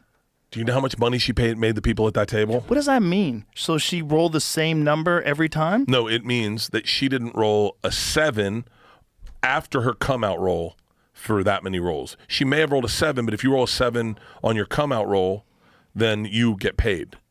See, this is why it's confusing. They try to pretend it's not confusing. No, It's not confusing. Yeah, but you have to do it once You or have to do twice. it a You have to couple lose a little times. bit of money, and I'm then not you're kind fucking of sort of interested. understanding. Baccarat's the rough I'm one. so not interested. Dana said, he goes, take out, I think he said $275,000 marker to me and Tommy.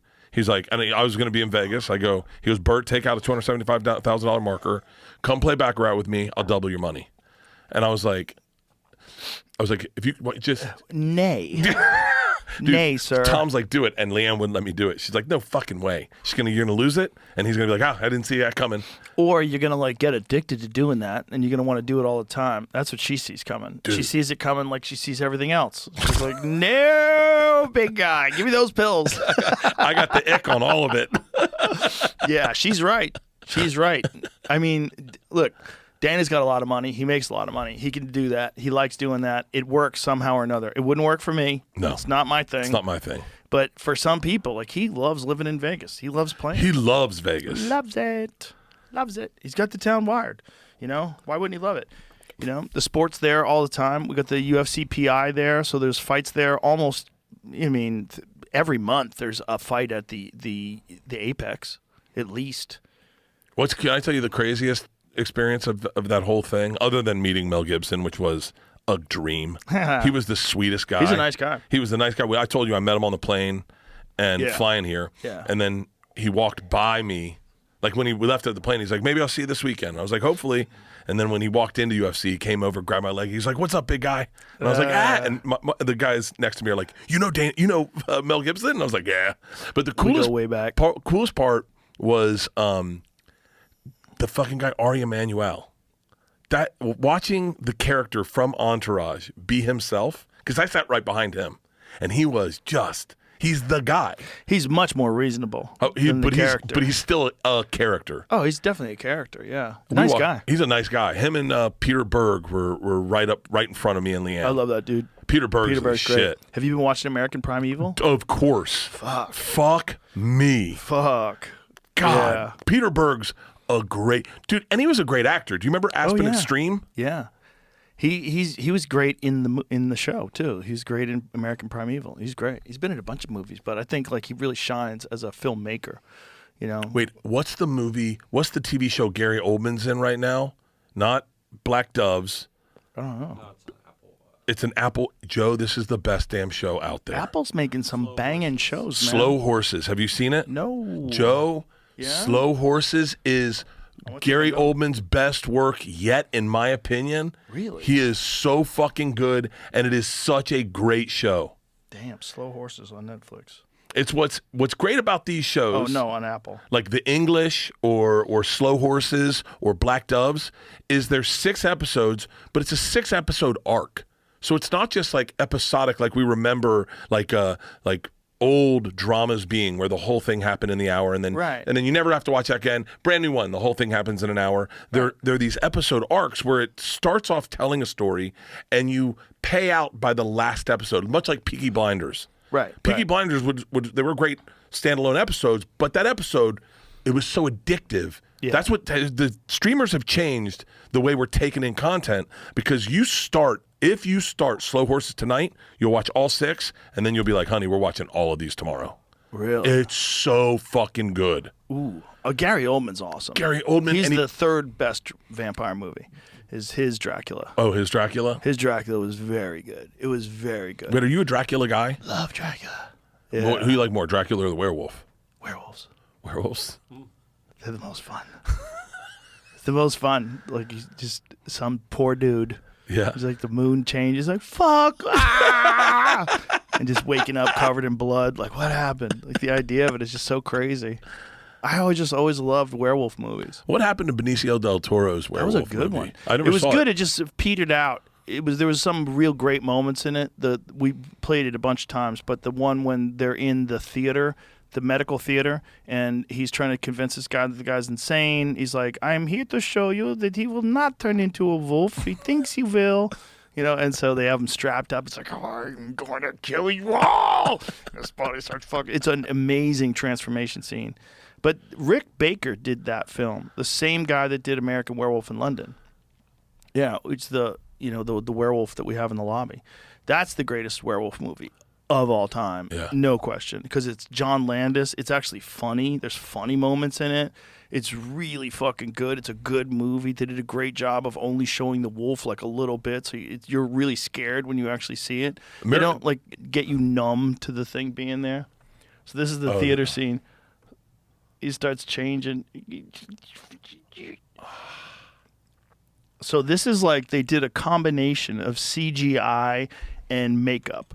So the thing about CGI is like right there, that's CGI. CGI, you kind of know it's CGI. There's the uncanny valley effect, right? Yeah. And so when he fully transforms in the scenes where he's attacking people, he's an actor. He's Benicio del Toro, but with all these prosthetics on. And it looks much more realistic, like the way it moves, the way it behaves. Like when he goes after these people, it seems... Well, go back up so you can see it rip the guy's heart out.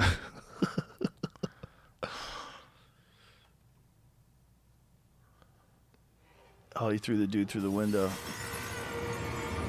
His back up a little bit before that is when he tears the guy apart.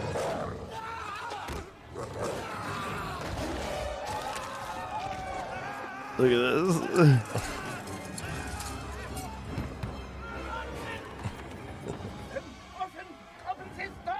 It seems to be locked, sir. Oh my God.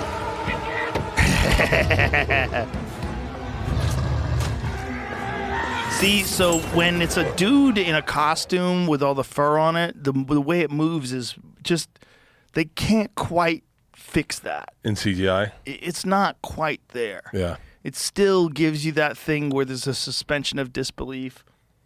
But when they use, makeup, like they did in American Werewolf in London, and like the transformation scene in American Werewolf in London, do you remember that one? Oh, yeah. The guy's in the bedroom, or in the living room, and he just starts fucking, and his back pops up, and he stretches out and starts getting covered in hair. Aren't they playing like CCR in that? Yeah. I think it's Bad Moon. Werewolf in London. No, I think it's Bad Moon on the Rise. There's a bad moon on the rise. God damn. Yeah. I could use a new werewolf. You know what they were doing? They're doing it. The guy who did Nosferatu is going to do a werewolf movie now. No shit. They were going to do a series of all the horror movies, and it started with The Mummy with Tom Cruise. They had one set up for Johnny Depp. But The Mummy with Tom Cruise is not the Mummy, the scary mummy from like when we were kids. Yeah, but they were all reimagined. Like I took a meeting with that, whatever that studio was, and because they always wanted a comedic actor in it. For the one that in The Mummy, it was Jake. God, he's such a great actor, and I'm fucking flaking on his name. He was in New Girl. Jake Johnson. Jake Johnson's funny as shit. He is a great actor, and he was the comedic relief in The Mummy, and they were going to do that with each of them. And so they had one set up for Johnny Depp. They had them set up for big stars. Everyone was getting their own. Wasn't it Brandon Fraser originally? He was in the original Mummy. Original. Yeah, and then it was The Rock. Oh, that's right. Yeah. And then it was Tom Cruise. I love Brandon Fraser's revival. Isn't it amazing? Dude. Isn't it great when a guy comes back, and not just comes back, but comes back and kills it in a movie, and then like has this like heartfelt speech where he's like tearing up and crying, and like everybody loves him again. Yeah. Like, that must have felt awful for that guy. He was this giant movie star. He was in all these giant films, and then for whatever reason, he just kind of like faded away. He got Me Too'd. Is that what happened? But by a dude. A dude tried to fucking touch him, and he stood up to the guy and was like, "Hey man, you go fuck yourself." The guy's like, "I'll ruin your career." Obviously, my memory is whatever the fuck it is. But yeah, he came out and he said, I was blackballed because a guy fucking called a dude out. Let's find out if that's true. Yeah, find out if that's Otherwise, true. We might have to edit that out. Allegedly. Allegedly is a great word. But it's crazy. I saw something with Mickey Rourke. No, I mean, he said it. That's Yeah. what he said? Yeah. Okay. Mickey Rourke said he hadn't worked for 13 years. And Mickey Rourke was the man. Pope of dude. Greenwich Village. Oh, Angel Heart? Remember Angel that? Heart, shut the fuck Yeah, up. dude. Didn't Mickey Rourke was a beast. Didn't he do the one with the ice cube on the stomach, the Blue Dream or Blue? Right, with Kim Basinger. Where what he was like that? and it was like right, the like ultimate super sex scene. movie. And Yeah, it's like what they what was it called? Wild Orchid. Wild Orchid. Wild Orchid, I yeah, think. that was a crazy movie. But he said I saw an interview with him, and he said he hadn't worked in 13 years. He was down on his money. All I he had saw was that. his motorcycles and his clothes. He dressed himself up one night and took himself out for a bowl of spaghetti, and it's all the money he had. And fucking Sylvester Stallone walked by, and he was like, "Hey man, where you been?" He's like, "Just been out." And he was like, "You want to work in a movie?" He was like, "Yeah." And he goes, "That one movie paid 6 months of my rent, and it was his comeback." yeah. Mickey Rourke's always been a badass. He was awesome. I man. bought clothes because I saw what he was wearing on a Sunday. He had on the coolest fucking outfit. And it's so silly, but he had like Adidas track pants. This had to be like 2001. Adidas track pants with white Adidas shoes and a wife beater. And he was putting cases of Heineken in the back of a Cadillac DTS. And I was watching him from across the street. And I was like, I'm getting those pants. I'm getting those shoes. Puma shoes, Adidas pants, and a fucking wife beater. And I dressed like that, hoping someone would be like, dude, that's a badass outfit. No one ever said it to me. You know what's a great... I would have said it. Thank bro. you. You know what's a great movie that people have slept on, they forgot about with him? Chinatown. Wait, is he in Chinatown? Now, what was it called? It wasn't... Chinatown was Jack Nicholson, but there was another... There was a Chinatown... God damn it. Year of the Dragon. Year of the Dragon. Wait, what's Year of the Dragon? That's what it was. That's what it was. Which one's Year of the Dragon? Year of the Dragon is... He's a cop. He's like a dirty cop in this Chinese mob film. It's really good, man. It's really good. What year is this? 85. 85. So I was in fucking high school, man. Wow. This is the year I graduated high school. It's a good movie, though, man. Real good movie. It might not hold up. Really hot Chinese lady falls in love with her. Oh, baby. It's crazy when you see your heroes get older, you know? Like Harrison Ford, to see him now and be like, God, man. He's great in that 1923 show, though. Have you been watching that? Oh, is this Taylor's show? Yeah. No, I haven't seen it. He's great. Oh, this is, I just saw, yeah, we was talking I about just that at watched dinner. episode 4 last night. He's great in that. He's the man. You know, they said the rumor is they were going to cast Tom Selleck as Han Solo. Did you hear this? Yeah, and he was a carpenter. He was like, Mark Hamill told me the story. Yeah. And he Did was he like, really? yeah. He said they were having Harrison read with everyone. So, because he was like, a great actor, but he was also a carpenter. And they're like, you just read sides with people as they audition. So he read with Carrie, he read with Mark, he read with everyone. They were going to cast Tom Selleck. And at the last minute, they said, I don't know, man. Something about Tom Selleck isn't dangerous. There's something dangerous about Harrison Ford. And there is. Really working. Dude, struggling. Yeah. And I just watched all 3 Raiders of the Lost Ark the other night. And he is fucking funny. Oh, he's great. Cool. Do you know that scene where the guy pulls out the sword, starts swinging around, he just shoots him? Yeah. You know, he improvised that? That's fucking amazing. Amazing scene. He improvised it. I remember watching it in the movie theater and going, Shaw! Yeah. Perfect. God. That's what you hope always happens. Get the fuck out of here with that sword. Boom. God. And he was a hero with a tragic flaw, and that was snakes. That was his weakness. That was his Achilles heel. Also, he was a professor that was like secretly dangerous. Secretly Look out at there this doing outfit. real archaeology. He had a whip. Here it is. There's a scene. They were supposed to have this whole choreographed thing with the sword and the whip.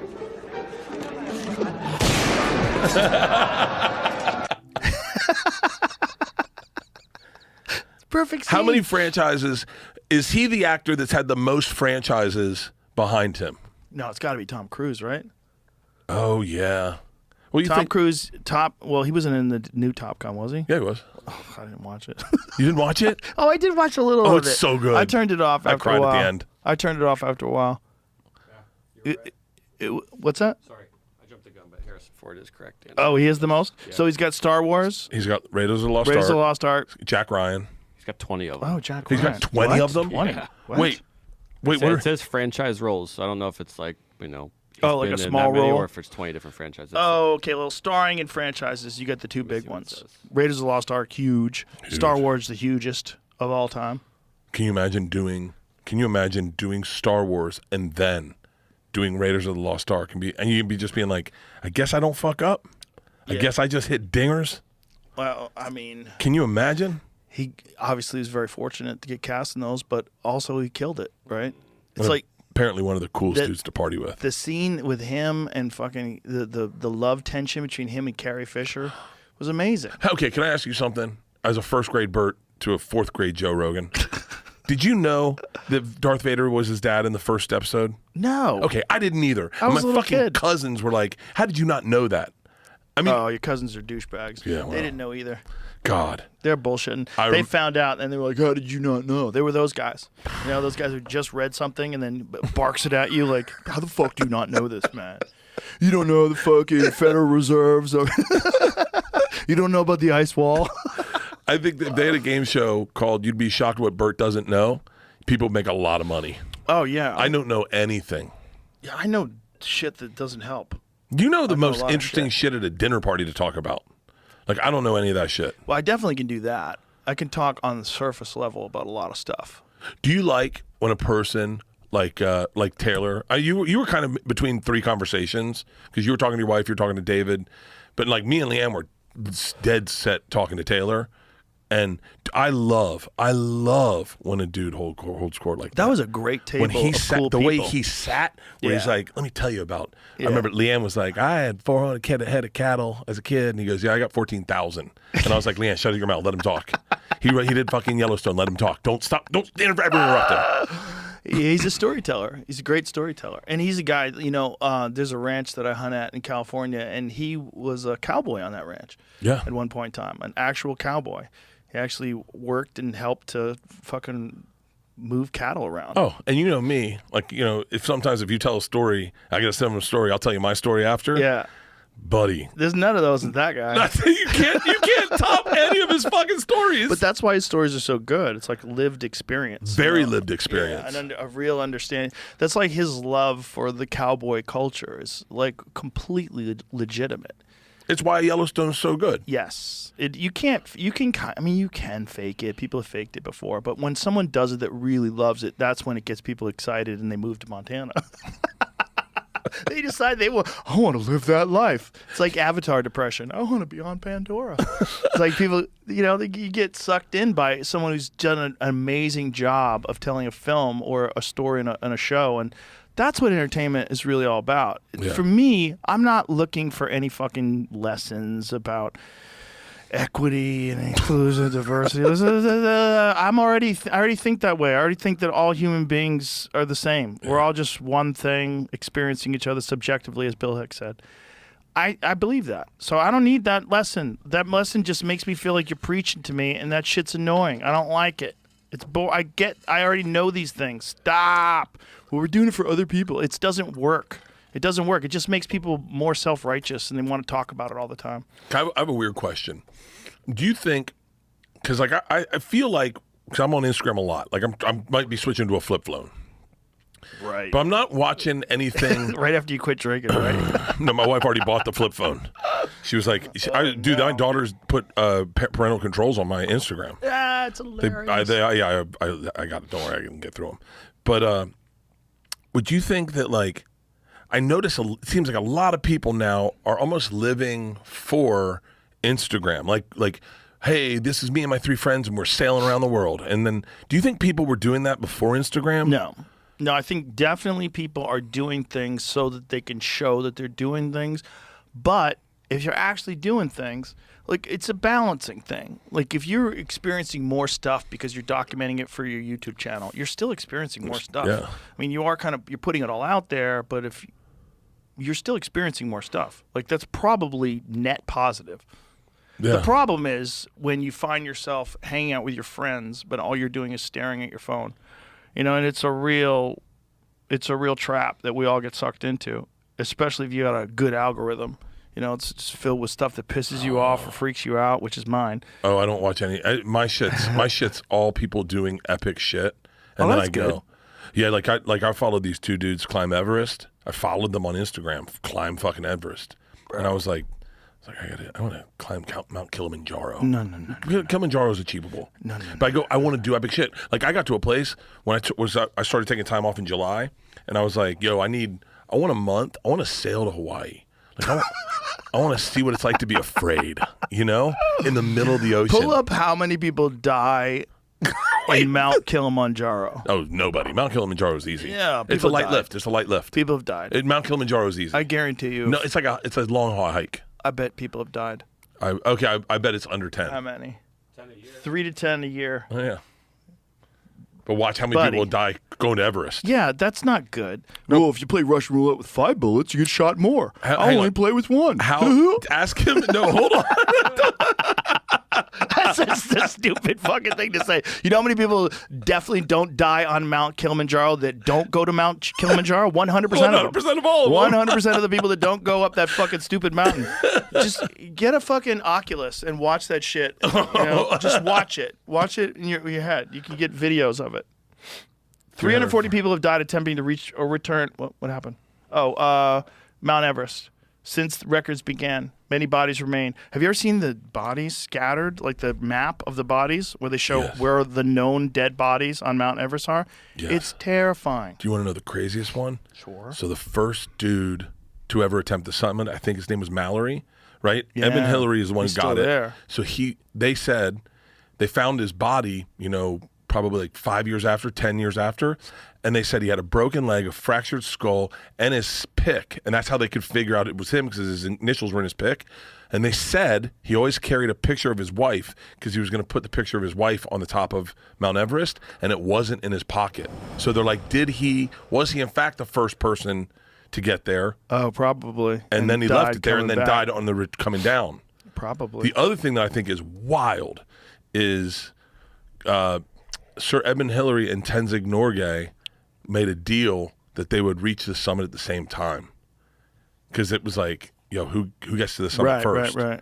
And I mean, when you think about it, especially with racism back then, Edmund Hillary was a Kiwi, and he must have been like, hey, brown guy, just carry the bags. I'm gonna get up there, and you come up, get a picture of me, and then we'll do one together, and then we'll head down.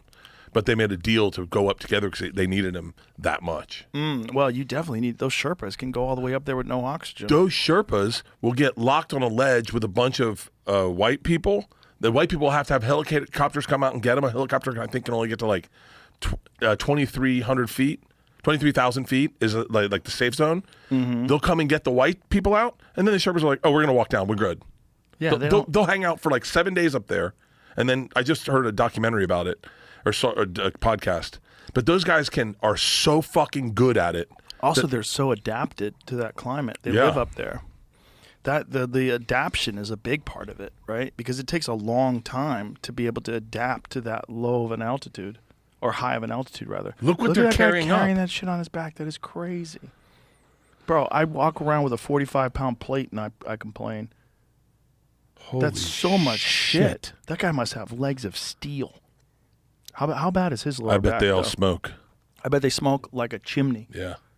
Do they smoke? Do Sherpas smoke? I just saw Let's a documentary on Netflix about the earthquake in. Look at him smoking. Eric Shipton. Look at that guy. That's one of them early explorer type fellas. Click on that dude with the pipe. Yeah, look at that guy. Back in the day, man, no fucking internet. These guys had heard about it. They heard about it, Yeah. And we're going to go. They probably saw a photo that one person took, I mean, back then, how many fucking people had photos? The guy who figured out the height in fucking 30 in turn of the century was a Indian guy, or Nepalese. He figured out the height and he was within 30 feet of being correct just from distance and doing math. He was in 30 feet after satellite images came in. Look at this. Everest pioneers packed 15,000 cigarettes Holy shit. despite low oxygen. I bet they thought it was good for their lungs. Well, people used to think that it was like an exercise for your lungs. They did that with Teddy Roosevelt. Teddy Roosevelt's dad. Teddy Roosevelt had asthma. That's right. And his dad would make him smoke cigars with him in his lounge. He's like, it'll strengthen your lungs. Yeah, I saw something like that where a doctor, and it was like an old-timey movie. God, who was it? Who was it? I think it was Leonardo DiCaprio. Like, who did Leonardo DiCaprio play in a movie? He played some famous wealthy guy. Howard Hughes. That's right. And I think it was when Howard Hughes was young. He had bad lungs, and the doctor was prescribing cigarettes to him. God, I hope I'm not remembering this wrong. I may be. But I know that some doctors would recommend cigarettes to certain people that have certain lung issues. Yeah. Which is so crazy. I was the exact They were opposite. so bad. Oh, dude. How bad was going to the doctor back then? Oh, they were just guessing. I mean, not just guessing, but guessing so wrong. I asked my dad about the polio vaccine, and I go, did they have to run it by your parents? He goes, parents? They just took us into the gym and stuck everyone. Yeah. I mean, they just were like, yo, we think this works. What was there's a controversy yesterday when there was some sort of a hearing on whether or not they should ban sugar and candy from school lunches, or whether they should discourage sugar and candy. And it was something like the American Heart Association voted to not restrict the diets of kids. And everybody was like, what? What's going on? Like, let me get this right, because I was supposed to save this, and I was on the phone, and I didn't. See if you can find it, Jamie. But it was a conversation that was happening yesterday, and it was being shared on the internet where people are freaking out. Like, And you're talking about school lunches, not like what your parents. I don't remember correctly, unfortunately. So there were restrictions. I don't wanna if I'm fuck not this mistaken, there were restrictions on what we could give our kids to school. Really? You couldn't just give them everything. You couldn't just pack, give them like, candy? Couldn't give them candy. Yeah, here it is. Trump officials want to ban junk food from SNAP, but past efforts show it's not easy. No, that's not it. There's something coming up. That's the only thing coming up? Yeah, it has to do with this, but I don't know what's. I'm trying to figure There out. was a video. Oh, God, I want to say it was. Supplemental Nutrition Assistance Program. Yeah, that's. I think that's the push, but there was resistance to it that I thought was crazy. God damn it! I know I Heart saved it. Association right here. Is that it? It's the same thing. Okay, Texas SNAP. this is it.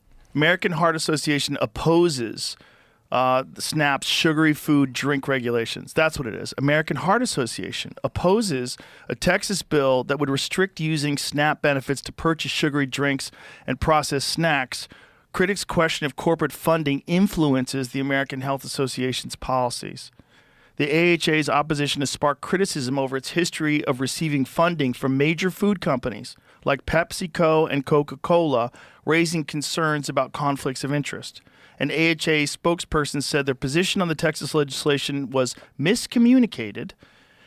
They say the organization has long favored the USDA using its authority to increase the consumption of healthy foods and decrease consumption of sugary drinks. So they changed their opinion, probably based on controversy. Okay, I often say, look at this. During the hearing, lawmakers and public health advocates voiced their opinions. State Senator Lois Kolkhorst expressed shock over AHA's opposition during the hearing. I often say that I can never be surprised in this building, but for the American Heart Association to be against this bill, that might be the surprise of the session so far. That sounds weird that they would. I mean, it doesn't even make sense. That's obviously not good for you. No. Like, why would they encourage that or change it? Like, what would be their? I forget what their argument was. Is it like a classist argument? I don't know. Is it? Because I it don't seems like a classist thing. When you go to Whole Foods, it's different than going to Ralph's or Vaughn's. This is what it says. Puente testified the AHA was concerned about the bill's potential impact on SNAP participation. He also emphasized the importance of educating the public about healthy eating instead of restricting purchases. See, but that seems weird. Like, what better way to encourage healthy eating than to say, you're not going to starve. You can get food, Yeah. but you can't buy shit. You can go buy hamburgers. But where does you this can buy- line draw the line? I'm just thinking like the other day I was in traffic and I thought I can't believe they still let people ride motorcycles because people die all the time and they cut They lanes. die in cars too, though. Yeah, but in motorcycles, like I'm getting one and my wife's like, "That's You how are you're getting one? Oh yeah, fuck yeah. Why are you doing that? You Because just Harley said- reached out. Oh, don't. And they were like, "Come on, buddy, Not you in want California, dude, buddy. just for late night." Drive out here. Late night. Late nights when the crackheads are out. I'll tell you what. I'll leave it here if I can leave it at your studio. Yeah, leave and it then here. this will be my Austin bike. Oh, you're gonna have another bike. You're I'm gonna have coming an to Austin bike and a fucking this motherfucker. Yeah, you can park. I'm coming out to Austin for like two weeks in June. Nice. Get ready for my tour, Your kids have left the nest. My It's time dude. to bail, my brother. buddy. I'm living with one person every day, all fucking day. Wild. I know. We do everything together. Come here. You don't need to be in that bullshit state. The There's no need for that anymore. The Bert mothership's Kreischer. just such a Sell great- your fucking house. such Let's a great go. place to do stand up. It's such a great vibe right there. It's a right great now. place to hang. No, dude, fun. I went over there after our party by South by, and just got fucking lit with Tony, Shane. It's a fun place, man. It's Called fun. it early. But I told Leanne, I said, I'm gonna do like a week in Oxnard. I was gonna do a little run on my tour bus. And I said, I think I'm gonna take my tour bus to Austin. Just stay here for like a week, 2 weeks. It's a good place to fuck around and do new stuff too. It Especially is. in the little room. That little room is just I can't tell you how valuable it is to have phones in yonder pouches. Comedy Store's doing that now. Yeah, Peter Shore told me. Really? Yeah, I was so Not 2 I'm weeks like, ago. That is amazing. Really? I don't think so. It was 2 weeks ago. Maybe it was longer. I don't know. Last time I was there, I said some wild shit. Oh no! Yeah. When it get out, I don't know. you can't practice. You can't You fucking gotta be say. able to practice. And it's the part snitches. of practicing. It's the snitches that want you to say. It's almost like it's the fucking cunts that you.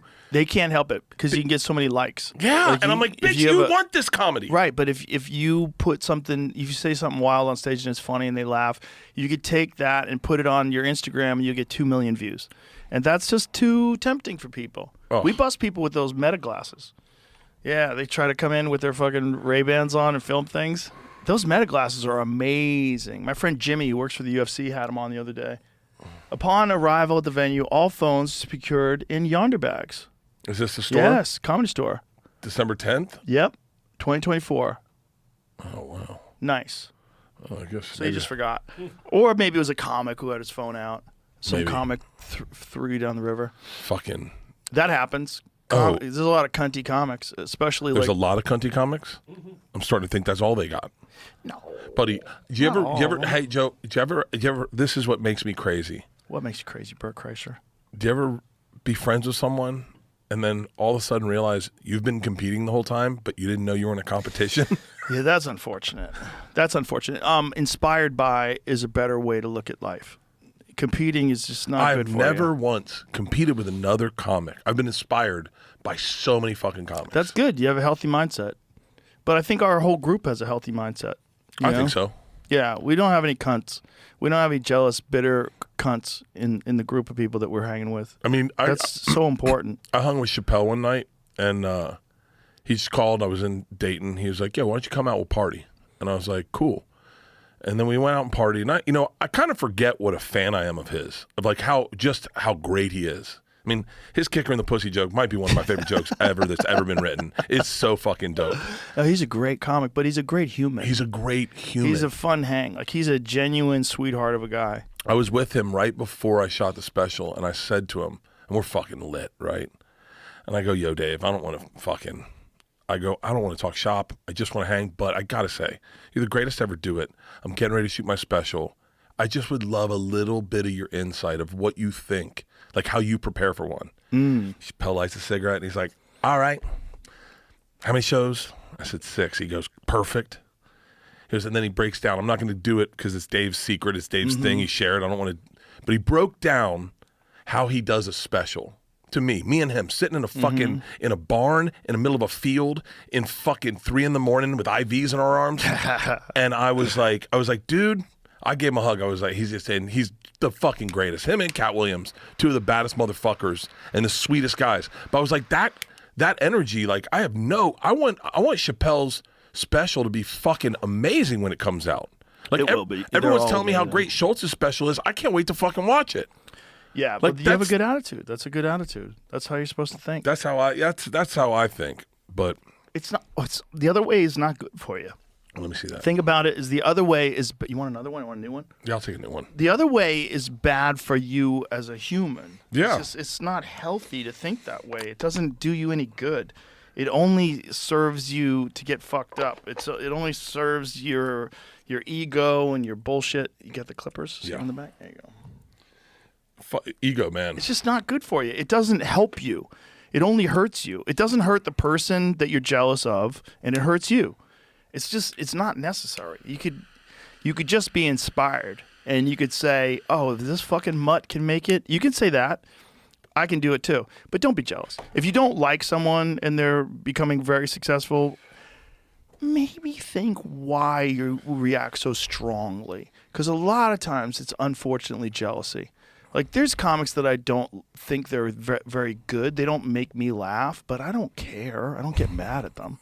You know what I'm saying? Yeah. I don't get upset at them. I'll be friends with them. I'll like them. There's comics that and I had to learn how to do that. Because it used to be like, if guys weren't funny, I just couldn't deal with them.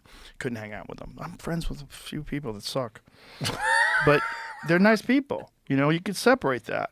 But I'm also friends with some people that are mind-blowing, and there's such a value in that. When you're around people that are like really good at what they do, when you're around Dave, and Schultz is my favorite for going to a place and then talking shit about the place in such a brilliant way. I think Schultz is fucking brilliant. He's so good. Dude, the whole shit with Kendrick Lamar, I was getting in the shower, reading it, texting him. I'm sitting outside the shower texting him my favorite lines. The only thing he has to do is decide if it's consensual. That was crazy. But I get inspired by motherfuckers like that. He's a funny dude, man. And the thing he did you ever see the thing he did about Hawaii? No. Oh my God, it's so funny. He's in Hawaii. He starts his setup. He goes, "I've never seen chickens more confident." He does this whole bit about chickens in Hawaii, like just wandered. It's such a funny bit. So if you've been to Hawaii, there's chickens all over the fucking place. It's kind of crazy. Do you know who else does that? Tommy. Oh yeah, Tommy shits on a place so aggressively, and they love it. Yeah. Like, he did Dublin one year. Same we both did it, and he goes, "Is it fun?" I said, "I had the best time of my life." He goes up, and it's the day the king gets coronated, and he goes out, first words, he's like, "Fuck your king." And the place starts going, "Ole, ole, ole, ole." Tommy didn't know if they were going to stop singing. We did a show in Hawaii, hilarious. And he goes at Pearl Harbor, and they're like, all right, Tommy opens the show. They're like, first rule, don't make fun of the Hawaiians. Second rule, do not bring up Pearl Harbor. First and second joke. First joke, man, they say island life's slow. I didn't know they were talking about your metabolism. Man, you guys are fat as fuck. I was taking a walk. I don't want to be as fat as you guys. I got lost on the base. Lucky there are a couple Japanese guys that are pretty familiar with how this base operates. Me and Russell Peters are crying, laughing. The Admiral's losing his mind. God damn it. What did I fucking tell him? That's hilarious when they think they can tell you what not to talk about. I have an offer to do Dubai. Don't. Thank you. You're going to fuck up. You're going to say something stupid. That's what. And they're going to put you in jail. Thank you. Yeah, they arrest people over there. I know. You can't play games in Dubai. Did you see that one lady who went crazy at the airport? No. Yeah, she got a little rowdy at the airport and started yelling at people. And they're like, "That's a wrap. You're going to jail." Dude. They don't fuck around over there, man. I have a friend who moved there, my friend Will, and he's a documentary filmmaker, and he said, like, it's so safe over here. He goes, that's what I love about it. He goes, when I was in America, it's like, you go out at night, you're at a club, you're always worried someone's going to pull a gun out, something's going to happen. He goes, there's nothing. Yeah. No crime. But there's it's like Singapore, there's crazy rules. Right, but and if you don't know all the rules. It's the real good question. Would you rather have a little bit of danger and very little rules, or would you rather have no danger and a lot of rules? I want a little danger and a little rule. I agree. Yeah, I don't want to live in a place where they restrict what you could say and what you do. And it's not even that. They said to me in the contract, we signed up to do a tour starting in October, Permission to Party. Permission to Party is the name of the fucking tour. Permission to Party. And they go, what about Dubai? I go, I don't think they're going to give me permission. I think they're going to deny. The first thing was you have to wear a shirt on stage. And I was like, Yeah, that's a wrap. I go, hey, man. That's crazy. It's kind of my thing. Like, Yeah, like that's I'm crazy. comfortable shirtless. That's how I perform. That's so crazy. It's You like- can't wear no shirt. Oh, okay. You guys have crazy rules. Those rules don't make sense. Yeah. Like, what about the Cirque du Soleil? They wear shirts? They do. I don't know. They do. I'm making that up. Like, what about MMA? How come they have MMA over there? How can they have MMA? That's what I'm saying. Are they performing with no shirts on? Yeah. You gonna make guys wear fucking wetsuits? What are you gonna? What are they gonna wear? Now, by the way, that's the same argument I said as I got kicked out of a Buffalo Wild Wings with my shirt off. And they're like, put your shirt on. I go, the guys on MMA aren't wearing fucking shirts. Yeah, that's It's different. a little different. That's different. They're doing it in a sport. But the point is, like, if you're performing, that's part of your performance. It's like, you know how there's rules in L.A., like if you performed on stage, you're allowed to smoke cigarettes? Because Yeah. it's a part of your performance. So, like, Chappelle was always lighting up even after the rules. And everybody's like, hey, how come he can smoke? Because it was like in the 90s that they passed the laws where you're not allowed to smoke in comedy clubs anymore. Do you remember that? Yeah, it was. If it was part of your act, you could smoke. That's how Ron White smoked cigars on stage. Right, but there was a law before that. You were allowed to smoke in bars. I remember doing stand up when you could smoke at the Boston Yeah. Comedy Club. And buddy, do you remember the Laugh Stop in Houston? Oh, yeah. That place, there were so many cigarettes, you Oh, would yeah. come out with a cough. Yeah, it was the air was filled with smoke. Your People just jeans would smoked. smell. Oh yeah, you always smelled. I always come home from a club back in the 90s, and I'd smell my clothes. They always smell like cigarettes. But you got used to like the smoky room. It was like part of the thing about a comedy club is like when people smoke cigarettes, they're doing something really stupid. Yeah. You know what I mean? And like doing something really stupid, say fuck it. There's so much fuck it in a cigarette, and there's fuck it in a drink, and there's fuck it in this guy talking shit on stage. He sucked his own dick. It like led to the atmosphere. It's But like do I you loved it remember- in pool halls too. I loved being around the smokers, even if I didn't want to have anything to do with it. Do you remember the comics that would smoke on stage and then they go and do the Tonight Show and they didn't know what to do with their right hand? Oh yeah, there was that, Yeah. right? Well, back in the Tonight Show, the early days, I was watching Jackie Gleason on the Tonight Show. And it was the only time I think he was ever on the Tonight Show, which is kind of crazy. But they were he sat there, immediately lights a cigarette. By the way, he was dead 2 years later. Yeah. He died of cancer in 87. Google that.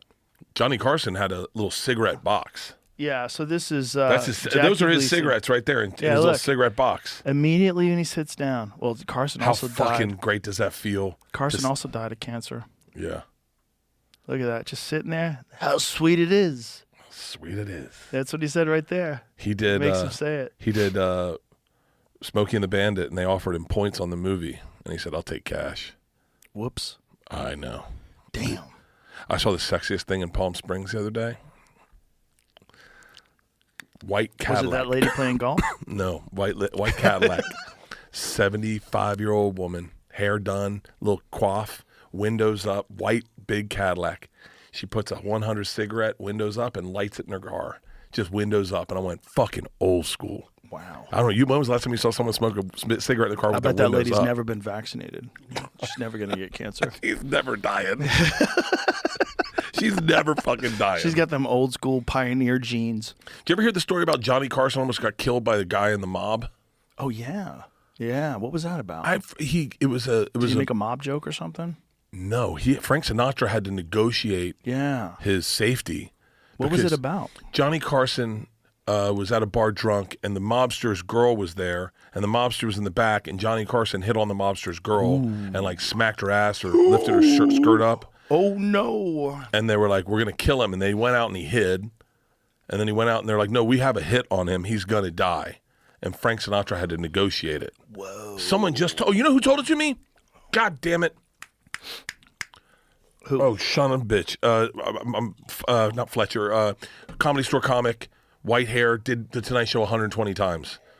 You know him. Argus? Argus. I think it was Argus told me Hamilton? that story. That yeah. makes sense. Yeah, Argus, old school. Yeah. Argus is a funny dude, man. Argus is fucking great, man. He's like very underrated. Unidentified wise guy and his goons picked Carson up off his bar stool and threw him down a flight of stairs before famed saloon owner Jilly Rizzo, whose regulars included Sinatra, Dean Martin, and Judy Garland, interceded and prevented a more serious beatdown. But the mob big wasn't satisfied and put out a contract to have Carson whacked. Terrified Carson wisely holed up in his UN Plaza palace for 3 days, missing 3 shows, according to the book. The vengeful mobsters only backed off after one of Carson's contacts at the William Morris Agency cut a deal with crime boss Joseph Colombo. Holy shit. What? Oh, the American Civil Rights League. Oh, yeah. The mob boss had recently formed the Italian American Civil Rights League to persuade America that the people of Italian descent were being unfairly stereotyped as mafiosi. That's hilarious. The group is planning for a big rally, and Colombo was deeply, deeply disappointed that so far all of the networks have refused to cover the rally. Soon an accommodation was reached. NBC News covered the rally, and Johnny could leave the apartment. Wow. Yeah. As for Colombo, he was gunned down in 1971 at the second annual Italian Unity Day rally in Columbus Circle. He was left almost totally paralyzed and died in 1978. Shit. Holy shit. That was the last of the rallies. So he developed. I know there's a way around this. No one's paying attention to Italian American Civil Liberties rally. They're making us look like thugs, like we're going to shoot each other at a rally. Bro. God damn. Those were scary days, man. Those are scary, scary days. But that was there's a story about the store, because the store used to be Ciro's nightclub. So Bugsy Siegel owned Ciro's. Did you know that? I knew that. I didn't know that Bugsy Siegel owned it. Yes. It was Bugsy Siegel owned Ciro's nightclub. And that place was scary, apparently. That's why all those people see ghosts in that spot. There's bad shit happened there. 100%. 100%. You got a mob-owned nightclub, people are getting shot. I mean, people got shot at the Comedy Store when we were there. A guy got murdered on the fucking front patio. It was a gang hit. During like Mo Better Mondays or something. Rose was there when it happened. Rose saw the guy die. Oh, shit. Mm-hmm. That's that place has always attracted crazy people. That place is always, I think there's an energy to that place, probably because of the gang history that just made it like extra wild and dangerous. It just always felt like anything can happen in that place. I think there's like baked in memories. Like there's photos of like Dean Martin and Jerry Lewis on stage there. That place was like, that was the spot. Like that was the spot in LA, and the mob would all be there, and they'd fucking do deals and whack people and take people down the basement and fucking kill them. That's out of all the scariness in movies, the scariest part of any movie is when those mob movies where they say to the guy, hey, Johnny wants to talk to you tonight. And the guy's like, tell Johnny I'll call him tomorrow. And he's like, no, he said to get in the car now. And the guy goes, well, I'll take my car. He goes, no, you're going to get in the car with us.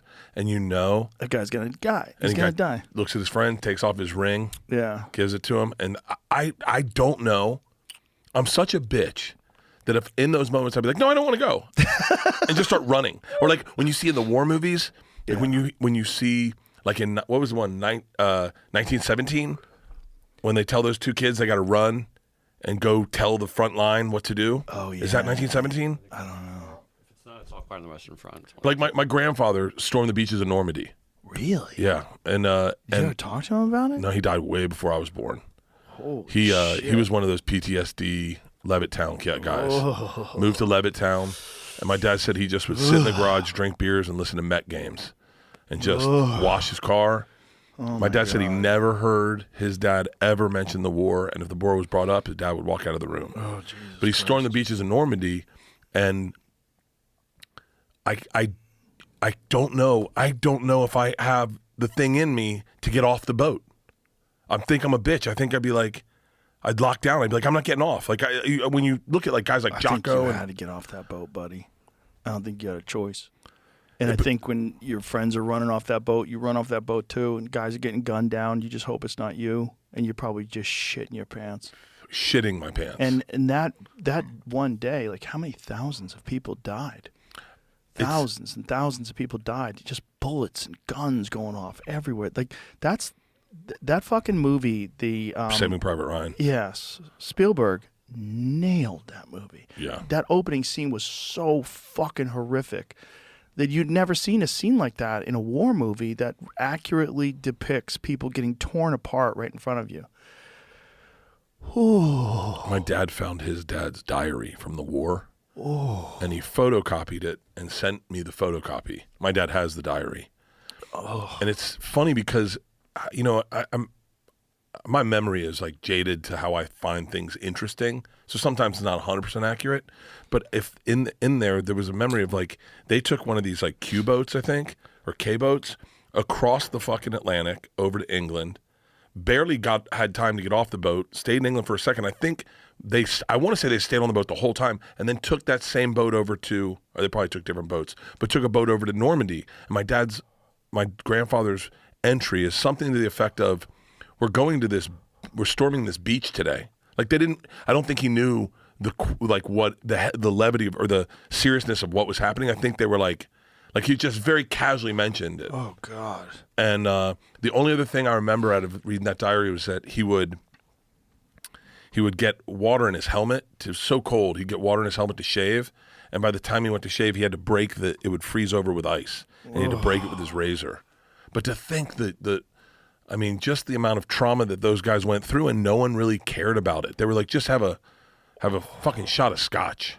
And that was the second time the world had gone to war. The world had gone to war just a couple of decades earlier. Dude, can I tell you what fucking makes me stop for a second? When we were in Serbia, they have statues of Gavrilo Princip everywhere. He's the guy that shot Franz Ferdinand, the Archduke. Oh, yeah. They have statues of him everywhere. He's a fucking national hero in Serbia because he technically created Yugoslavia.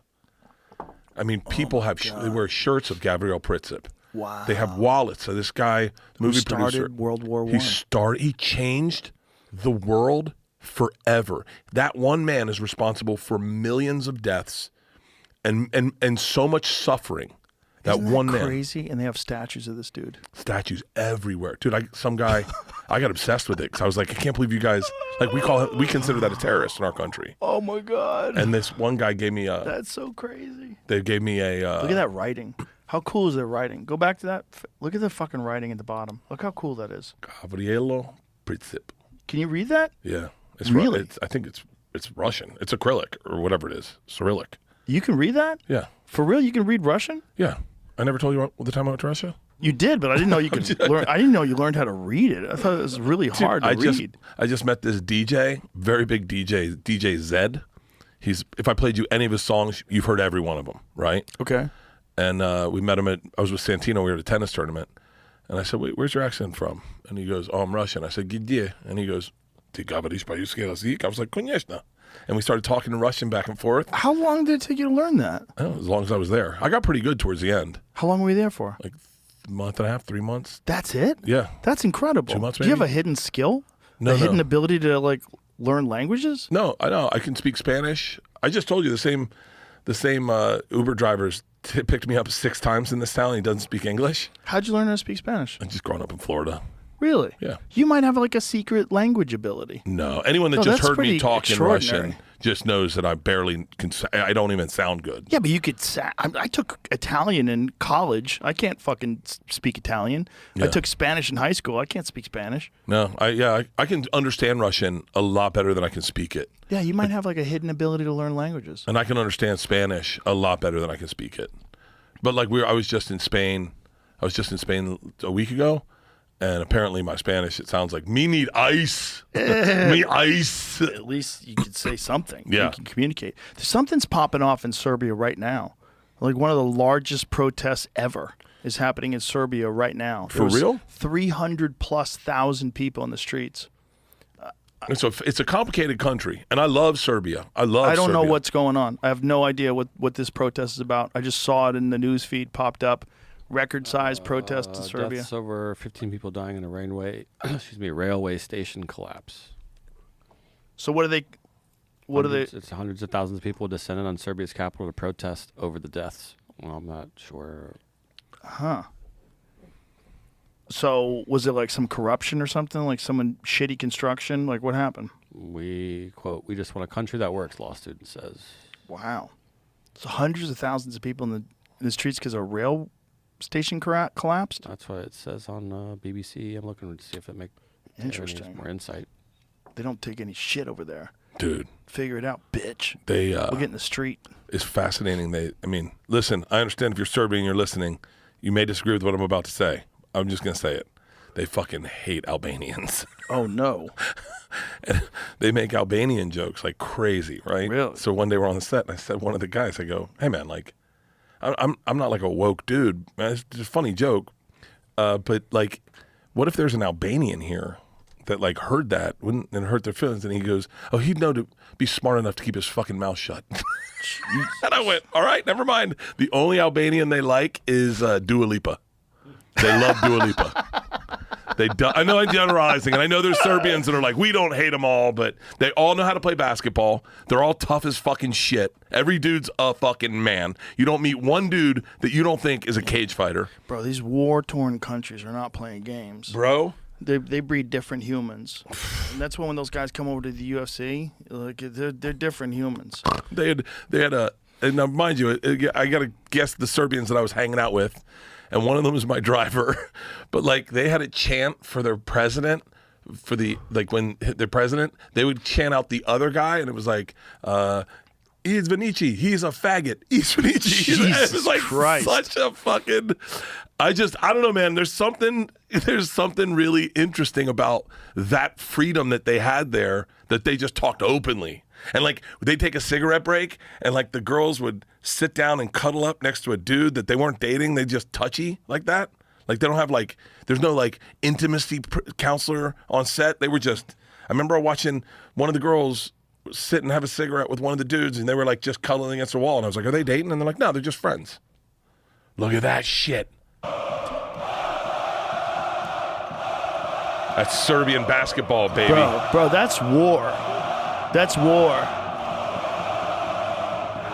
How long before these guys take over basketball? Oh, buddy. Half. Give them another year. They kind of have. They're taking over MMA. They're taking over boxing. Luka Doncic and Jokic. Dude, everyone plays basketball. The girls play basketball there. Jesus Christ. No one jogs. I was the only one jogging every morning. Every morning I jogged by myself. They're fucking farmers carrying weights around. Those men are beasts. I'd go to the mall. It was like the nicest place to go. Bro, that is the most terrifying basketball game I've ever seen in my life.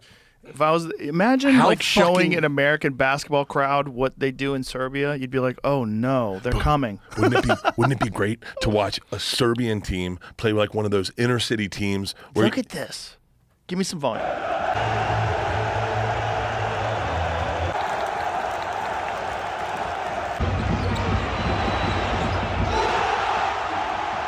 Look at that. Look at that. Holy shit. That's like fight night intensity. That's Texas fucking high school football. Right. We used to play a black team growing up, guys like Booker T. Washington, and they would come in, we'd play basketball, and the visiting stands would be packed. I can't remember the exact name of the team, but they'd be packed, and their thing was boom, we thump, boom, boom, we thump, and the whole fucking crowd, and we were like just a bunch of white kids. We had no chance. We had no chance. I've got spirit. Yes, I do. I've got spirit. How about you? And they'd be like, suck our dicks. But that energy, that high school black inner city energy with some HBCU cheerleaders.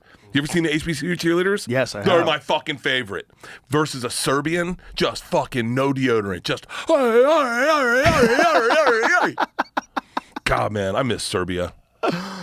When those folks start entering into other sports, when people from like hard environments start entering sport, like the scariest guy in the UFC, or one of the scariest, is from Chechnya. Chechnya. Yeah. That's war torn. Dude, this guy is a fucking Hamzat Chimaev. He is a fucking animal. Have you ever seen that guy fight? No. Hamzat Chimaev. Pull up Hamzat Chimaev versus Kevin Holland. So Hamzat Chimaev is the #1 contender in the UFC's middleweight division. He's a fucking monster. And he's so aggressive, like relentlessly aggressive. He's known to get in fights like backstage and just an animal. And like in post-fight interviews, he's like, I fucking killed them all. I killed them all. Wait, did I just watch him drop weight today? Oh, you might have. Where they shaved his head? They shaved his head to drop weight? No, I don't think so. Maybe. I don't think so. But he just go from the beginning because this is the beginning of the fight. Watch how he storms at him. Wow. Bro. The amount of fucking grappling power you have to ragdoll Kevin Holland like this is insane. Kevin Holland is a Brazilian Jiu-Jitsu black belt under Travis Lutter. I mean, he's a legit grappler. That's why he's surviving in these scrambles, is because he's a legit black belt. What's he saying to him? They're talking shit. Kevin likes to talk shit. Where's a lip reader when you need one? I think Kevin's probably like, come on, man, I thought we were going to stand up. Why don't we fight? Why don't we fight in the feet? He's probably trying to goad him into doing something stupid. Yeah. Kevin talks shit while you're hitting him. I mean, this is crazy grappling ability. The way he rotates with him. And here it is. Here's the Darce. So he sinks up the choke and slides through. Watch his right hand. His right hand's going to reach forward and grab a hold of his bicep. Watch how this is when he see it slides down. Yeah. When the right hand, right now it's still open, but when now it clamps. Now it's on the bicep. Oh, see, wow. Yeah. That's the choke. The choke's fully locked in now, and Kevin's fucked. God damn. He's totally fucked, and he's going to have to tap, and he eventually taps. But, I mean, to tap a guy like Kevin Holland, and not just tap him, but just he has no chance at any moment in the fight. It's just total grappling dominance. Look at that. He's a monster. Just a fucking monster. And, like, the most aggressive guy in the fucking sport. Like, right away charges, and this is it. This is the end. Once he taps it. Oh, my God. Yeah. Once he gets that leg over the top of the body, so he isolates the body and constricts deeper into the choke, he's done. Dude, I got choked out by my daughter, Isla. Oh, no. Yeah, we were on vacation. Were you trying not to get choked out? No, she's You let her do she's it? a girl, so I thought she's talking shit. Eddie Bravo's got her private jiu-jitsu lessons. So she's been taking jiu-jitsu in our fucking gym. And she's dyslexic, so she can never tell you the right move she's about to do. And we're on vacation, and she goes, it'd be easy. You have to slow down there, big guy. I'll choke you out. And I was like, oh, you're gonna choke me out? She goes, it's easier to choke out big guys. And I went, really? She goes, I find it easier. And I was like, okay. I was like, try to choke me out, Joe. This little needle arm went around my neck, and I swear to God, what is she, like 15 at the time? I just went, I tapped. She was like, yeah, that's what I thought. I was like, my daughter. That's what I thought, she said. That's what I thought. Shit. Dude. Disrespect. She did. She met Eddie Bravo. She met Eddie Bravo at our house one night. And, Eddie, me, Sam Tripoli. Eddie and I are lit, right? And we're in the kitchen. We've just done like a podcast. And Isla comes in. She's like, who's this guy? And I go, this is Eddie Bravo. She goes, okay. And I was like, he teaches jiu-jitsu. She goes, I want to learn jiu-jitsu. And Eddie goes, really? And she goes, yeah, a little bit of that. Hi-ya! And Eddie goes, that's not jiu-jitsu. She goes, whatever it is, I want to learn it. So he goes, all right, I'll set you up. And he got her this lady that came over to the house like 3 times a week. Oh, wow. That's got amazing. Mats in the back, and Isla loved it. I loved it. Except she'd turn the Nest cam around so we couldn't watch her jiu-jitsu lessons. Oh, that's funny. She was like, I don't want to watch you. I don't want you to watch what I do. I just want to. I want to learn it. That's cool. Yeah, it was really cool. It's a very good thing for women to learn because jiu-jitsu allows you to defend yourself in a way that very few martial arts really do. Because you don't have to rely on the size of your hands hitting people and kicking people. It's too hard. It's too hard to knock out a man. Like if you have small hands, if you're a woman, it's just like you can't generate enough force for the most part, unless you're like a unusually strong woman. Some women, there's a few. Like Holly Holm. Like, you don't want Holly Holm punching you in the face. Amanda Nunes will knock you out cold, 100%, even if you're a dude. But most women, they just don't have the power in their hands. But everyone has the power to carry your body around, right? So your legs are really strong. If a woman gets her fucking legs locked around your neck and gets a triangle on you, you're fucked. Dude. If she knows how to do jiu-jitsu, like, your legs are carrying, if you weigh 130 pounds and you're a woman, your legs are carrying 130 pounds all day long, and they don't get tired. And they're strong. Yeah. So all you have to do is like, whoop, whoop, lock that bitch in behind the knee, crack, and pull on the head, and you're going to sleep. Dude, you're going to sleep, she could have put me to sleep. I bet she could have. I've been fucking humiliating. There was a show that they used to have on Showtime with this dude who was he was a porn star and he had a show on Showtime, and he had like a reality show. And in one of the episodes, he was going to do jiu-jitsu with a woman. And so my friend Felicia O, who's a black belt under Jean-Jacques Machado, she's a legit beast. And, you know, she weighs 130 pounds, maybe 135, maybe. Yep. And she choked the fuck out of this dude multiple times. I don't even think she was a black belt at the time. She was probably a brown belt. Maybe she was a black belt already. She was a black belt before me. But I used to train with her all the time. She's really, really good. And a dude who didn't know what he's doing, he's going night-night. It's amazing how many dudes don't know what they're doing. Most people don't. Most people. It's too hard to learn. And you got to get humiliated when you do learn. You know, you get fucking humiliated. It's a brutal wake-up call when you get strangled. Like, and how easy it is for people to do it to you. You're so vulnerable when you're unconscious. Oh, well, you're just so vulnerable when you do jiu-jitsu against someone who's good at it. I remember the first time I realized I was a white belt and I had rolled with this kid who was a purple belt, and he was my size, and he just mauled me. And I remember thinking, this is crazy. Like, I can't believe I'm totally helpless. Like, I thought I had this delusional idea, like, I know how to fight. I'll fucking figure this out. This ain't that big a deal. It's not that much different from Taekwondo or kickboxing. Like, delusional. I got strangled over and over again by everybody. But this one guy in particular, he just was murdering me. And I remember thinking, I got to learn this. Like, this is, like, really important to know. Like, I didn't know how I was that vulnerable. Have you gotten choked unconscious? No, never unconscious. I always tap. Oh, it's terrifying. It's There you terrifying. go, tap. It's terrifying because you get that moment where you're like, I definitely sparked out a couple of times where Really? I could see the door was closing. You have to tap. You have like a second left before you go out, before you tap.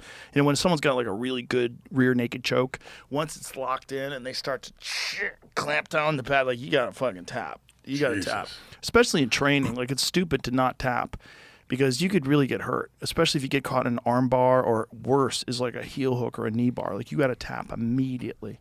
You can't take a chance with ripping your joint apart. It's not worth it. Fuck that. And I had a lot of injuries from not tapping in time. I had a bad Kimura injury on my elbow. My friend Brent caught me in a Kimura, and I couldn't believe that he got it. I was like, because I usually get him, and I was like, I am going to get him. And then he got me. I'm like, oh my God, he got me. This motherfucker got me. And I didn't want to tap. And I was trying to work my way out of it. And eventually I had to tap, and I was like, oh, I fucked my elbow up. And I couldn't do chin-ups for like 3 months. Really? It was brutal. It was horrible. Every time I do a chin-up, I had agony in my left elbow. Do you still roll? No. Is that because you're back? No, I want to again, but I've had a few aggravating injuries. I had some sciatica a while back, like real stiffness in the back. But you know what's really changed that a lot is stretching. I've spent like an hour and a half every night just stretching. Really? It's loosened everything up. And I realized, like, sometimes I go too hard and I don't give myself enough recovery. You know, I push a little too far, and then I ignore. Like, I had this back thing that was bothering me from archery, and I just ignored it. And it was just a muscle thing, so I wasn't worried about it. Wait, where is it? Like right in the center of your back over the right? No, my right on the side. It's on the side by the hips. So I know lower. Right. So I know it's not worrying me like a spine thing. Spine things worry me. Yeah. But this was inflamed, and I just kept shooting the bow. I just was like, shut up, pussy. And I pushed it to the point where it got kind of chronic. And it bothered me for a while. It's much, much better now.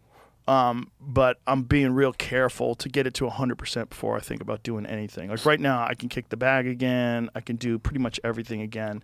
But it's one of those things where I'm still getting better. Like, So wait, when you say stretching, because like after we did I did so much working out, I had a masseuse come in and like kind of test my flexibility because I had some problems in my forearm. And my shoulder can't go, like I can't get it past this. And like this one goes way. Did you have an injury? I don't know. I have no fucking idea. I think it's for no recovery and no stretching. I do no stretching. Benching's rough on the elbows, or the shoulders rather. Yeah. Benching can get rough, especially if you bench heavy. Especially when you watch. Have you ever seen the dudes snap a fucking? Oh yeah, I have seen that. Yeah, That's all I was thinking it about. It pops off, and then you're fucked. You know Cody Rhodes? No. Cody Rhodes is the WWE champion. He's Dusty Rhodes' son. Oh, okay. Yeah. I fucking tell him I'm doing the bench press competition, and he goes, "Oh, I tore my pec at 315, and I was like, that's the fucking bet. And he was like, oh, you don't even see it coming. Look at his pec. Oh, Jesus Christ. He goes, it felt like Velcro. You just heard. And he wrestled even though his pec was torn? He wrestled What with an a torn animal. pec. What a fucking animal. He is a beast. Jesus Christ, that's crazy. Yeah, he did. We did Go Big show together. His dad was the best. Hell in a cell with a torn pec. These guys are animals. Dude, well, you know, it's when you're young. Well, it's also like wrestling. It's like the culture, the pro wrestling culture. The culture is like you're gonna get battered. Like we're battering each other. It's just what More it so is. in the past. Those guys really got fucked up. Oh, dude. You know, I've had a bunch of those guys in here. They tell me the stories. You know, Hulk Hogan and fucking Jake the Snake. Like all these guys are animals. Undertaker. And they all drank Animals. 6-packs after the show. Everyone was snorting coke. They were going from town to town, beating the fuck out of each other. How much better do you think anabolic steroids are than testosterone? For as far as like putting weight on and Like, mass, I mean, way better. is it so much more noticeable? Oh yeah, it's completely cheating. Have you ever done an anabolic steroid? Nothing serious. I've never done anything serious. I tried Anavar once, and I've done like some minor stuff. There was some stuff that I got that you used to be able to buy at the store. You used to be able to buy it from GNC, like a vitamin store, and Really? they eventually pulled it off the market. I forget what it was called. But it was pills, and holy shit, did this work. It was like legit steroids that you could buy at GNC. When I was in college, you could buy GHB at GNC. Oh, that's crazy. Yeah, because you would take a little capful before you went to sleep, and it would Yes. burn fat while you slept. Well, apparently, I was reading about this conspiracy about GHB and about how safe GHB is in small doses and how good it is for you with sleep and recovery. But the problem is people would dump it in people's drinks, and then it was like a date rape drug. Yeah. Because you just get, if you have a lot of it, you're just out of it. You don't know what the fuck is going on. And so then it became the date rape drug, and then it just got pulled from the market, or at least very difficult to get. But yeah, I remember during those days when it was out, like bodybuilders would always talk about it. They were all taking GHB before they go to sleep. And it like has some, Google what the conspiracy is about GHB, but it has some profound effects on recovery, like puts you in deep sleep. And apparently at the right doses, it's very safe. Really? Yeah, this doctor was explaining like what had led to it being demonized and like, but what the actual benefits of GHB are. Yeah, I remember taking it in college. You took it? Yeah, well, to party. We took it. First time I ever took it was on a rock in Greece in the middle of the ocean. A rock in the middle of the ocean. You're the problem. Yeah. People like you. Well, dude, it was funny as shit. What's Guys it do like, for you? Guys like, hey, mate, want a little liquid ecstasy? And I was like, sure. Liquid ecstasy. That's what he called it. And I found out later it was GHB. But he had like a little dropper capful. We all took a sip, and all of a sudden you start blowing up a little bit. Used to do that, and there were like the store pills that you'd get. You took enough of those, you'd fucking feel it. Do you remember they used to sell salvia? They used to sell salvia in like a head shop, or they would sell bongs. Yeah. Salvia was like a super potent psychedelic. Oh, I still have nightmares of Ari's salvia trip. Oh my God, we played it on the podcast for him, and he explained it to us that he had a whole life under the sea. He had a whole relationship under the. I think he went to another dimension.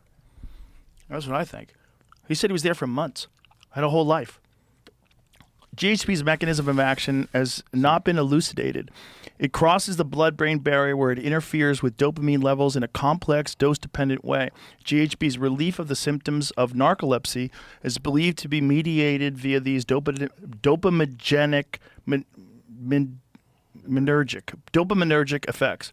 GHB facilitates deep, slow-wave sleep during which growth hormone release naturally increases. This may explain why higher levels of growth hormone have been detected after GHB administration. Yeah, that's why the bodybuilders would take it. There's a lot. Well, this is Derek from More Plates, More Dates was on the podcast, and he was explaining how making steroids illegal when they did that, they've stopped all the research and development that could have made those things very safe. So because they stopped doing any studies on them and they made them a banned substance, then everyone's just reliant upon the ones that are already in existence, and no new ones have been developed. So all the steroids that people are taking are all steroids that have been developed a long, long time ago. And he said it stifled the innovation and the ability to make better, safer ones. That, the problem is the idea of cheating in athletics, right? And it is a real problem. If someone is taking steroids, they have an advantage over people who don't take steroids. But if they could figure out a way to make them safe where they didn't completely fuck up your endocrine system, there should be an argument where if it makes you perform better but doesn't have a detrimental effect on you, then athletes should take it. Yes. But people don't like that idea because they don't want someone to have some massive advantage in any sort of a sport. It also goes into like society, the demonizing of anyone on a semi-glutide. Yeah. I mean, people get shit on, like I joke that Tom's on Ozempic all the time. I think he is, but whatever. You do think he is? Oh, fuck yeah. Really? When have we ever known Tom to put in the hard work to lose the weight? But he's been really disciplined. Or is he going? You anyway, really think so? No, I'm joking. No, you're fucking around. I'm fucking around a little bit. A little bit, but not really. Not really. You Not might really. think he would do it, and not tell you. I don't know. Really? His wife was on it. Interesting. She got sick on it. She so overdosed. did Brian Simpson. Brian Simpson got real sick. So did Bobby Lee. Did you see Bobby Lee threw up on a video? It's fucking hysterical. No. Yeah, folks, just carnivore diet. Just eat meat and eggs, and you'll lose weight. I guarantee you will. You'll feel great too. But it is crazy how this is when he was on Ozempic and they were trying to shoot a promo, and he kept going, Santino, I don't feel good. And he's like, shut up, Bobby, let's just get it. So does he actually puke? Oh, yeah. Oh boy. Oh my God. Now I'm gagging. All right, Bert Kreischer, let's wrap this bitch up. Joe. I love you to death. I love You're the best. you to death, man. Hey, looking forward to hanging out with you while you're here. Permission to Party World Tour starts October 18th. Yep. I'm in Vegas Let's this weekend. More importantly, Let's my go. special Lucky available right now. Streaming right now on Netflix. I hope you guys like it. Shirt. It's shirt That's matching, very shirt Pablo matching Escobar pants. of you. Shirt and matching pants. Nice. Yeah, I really Nice. stepped it up a bit, Joe. I like it. I like the look. All right, brother. Love you to death. I love you to death. Thank you. Bye. Bye, everybody.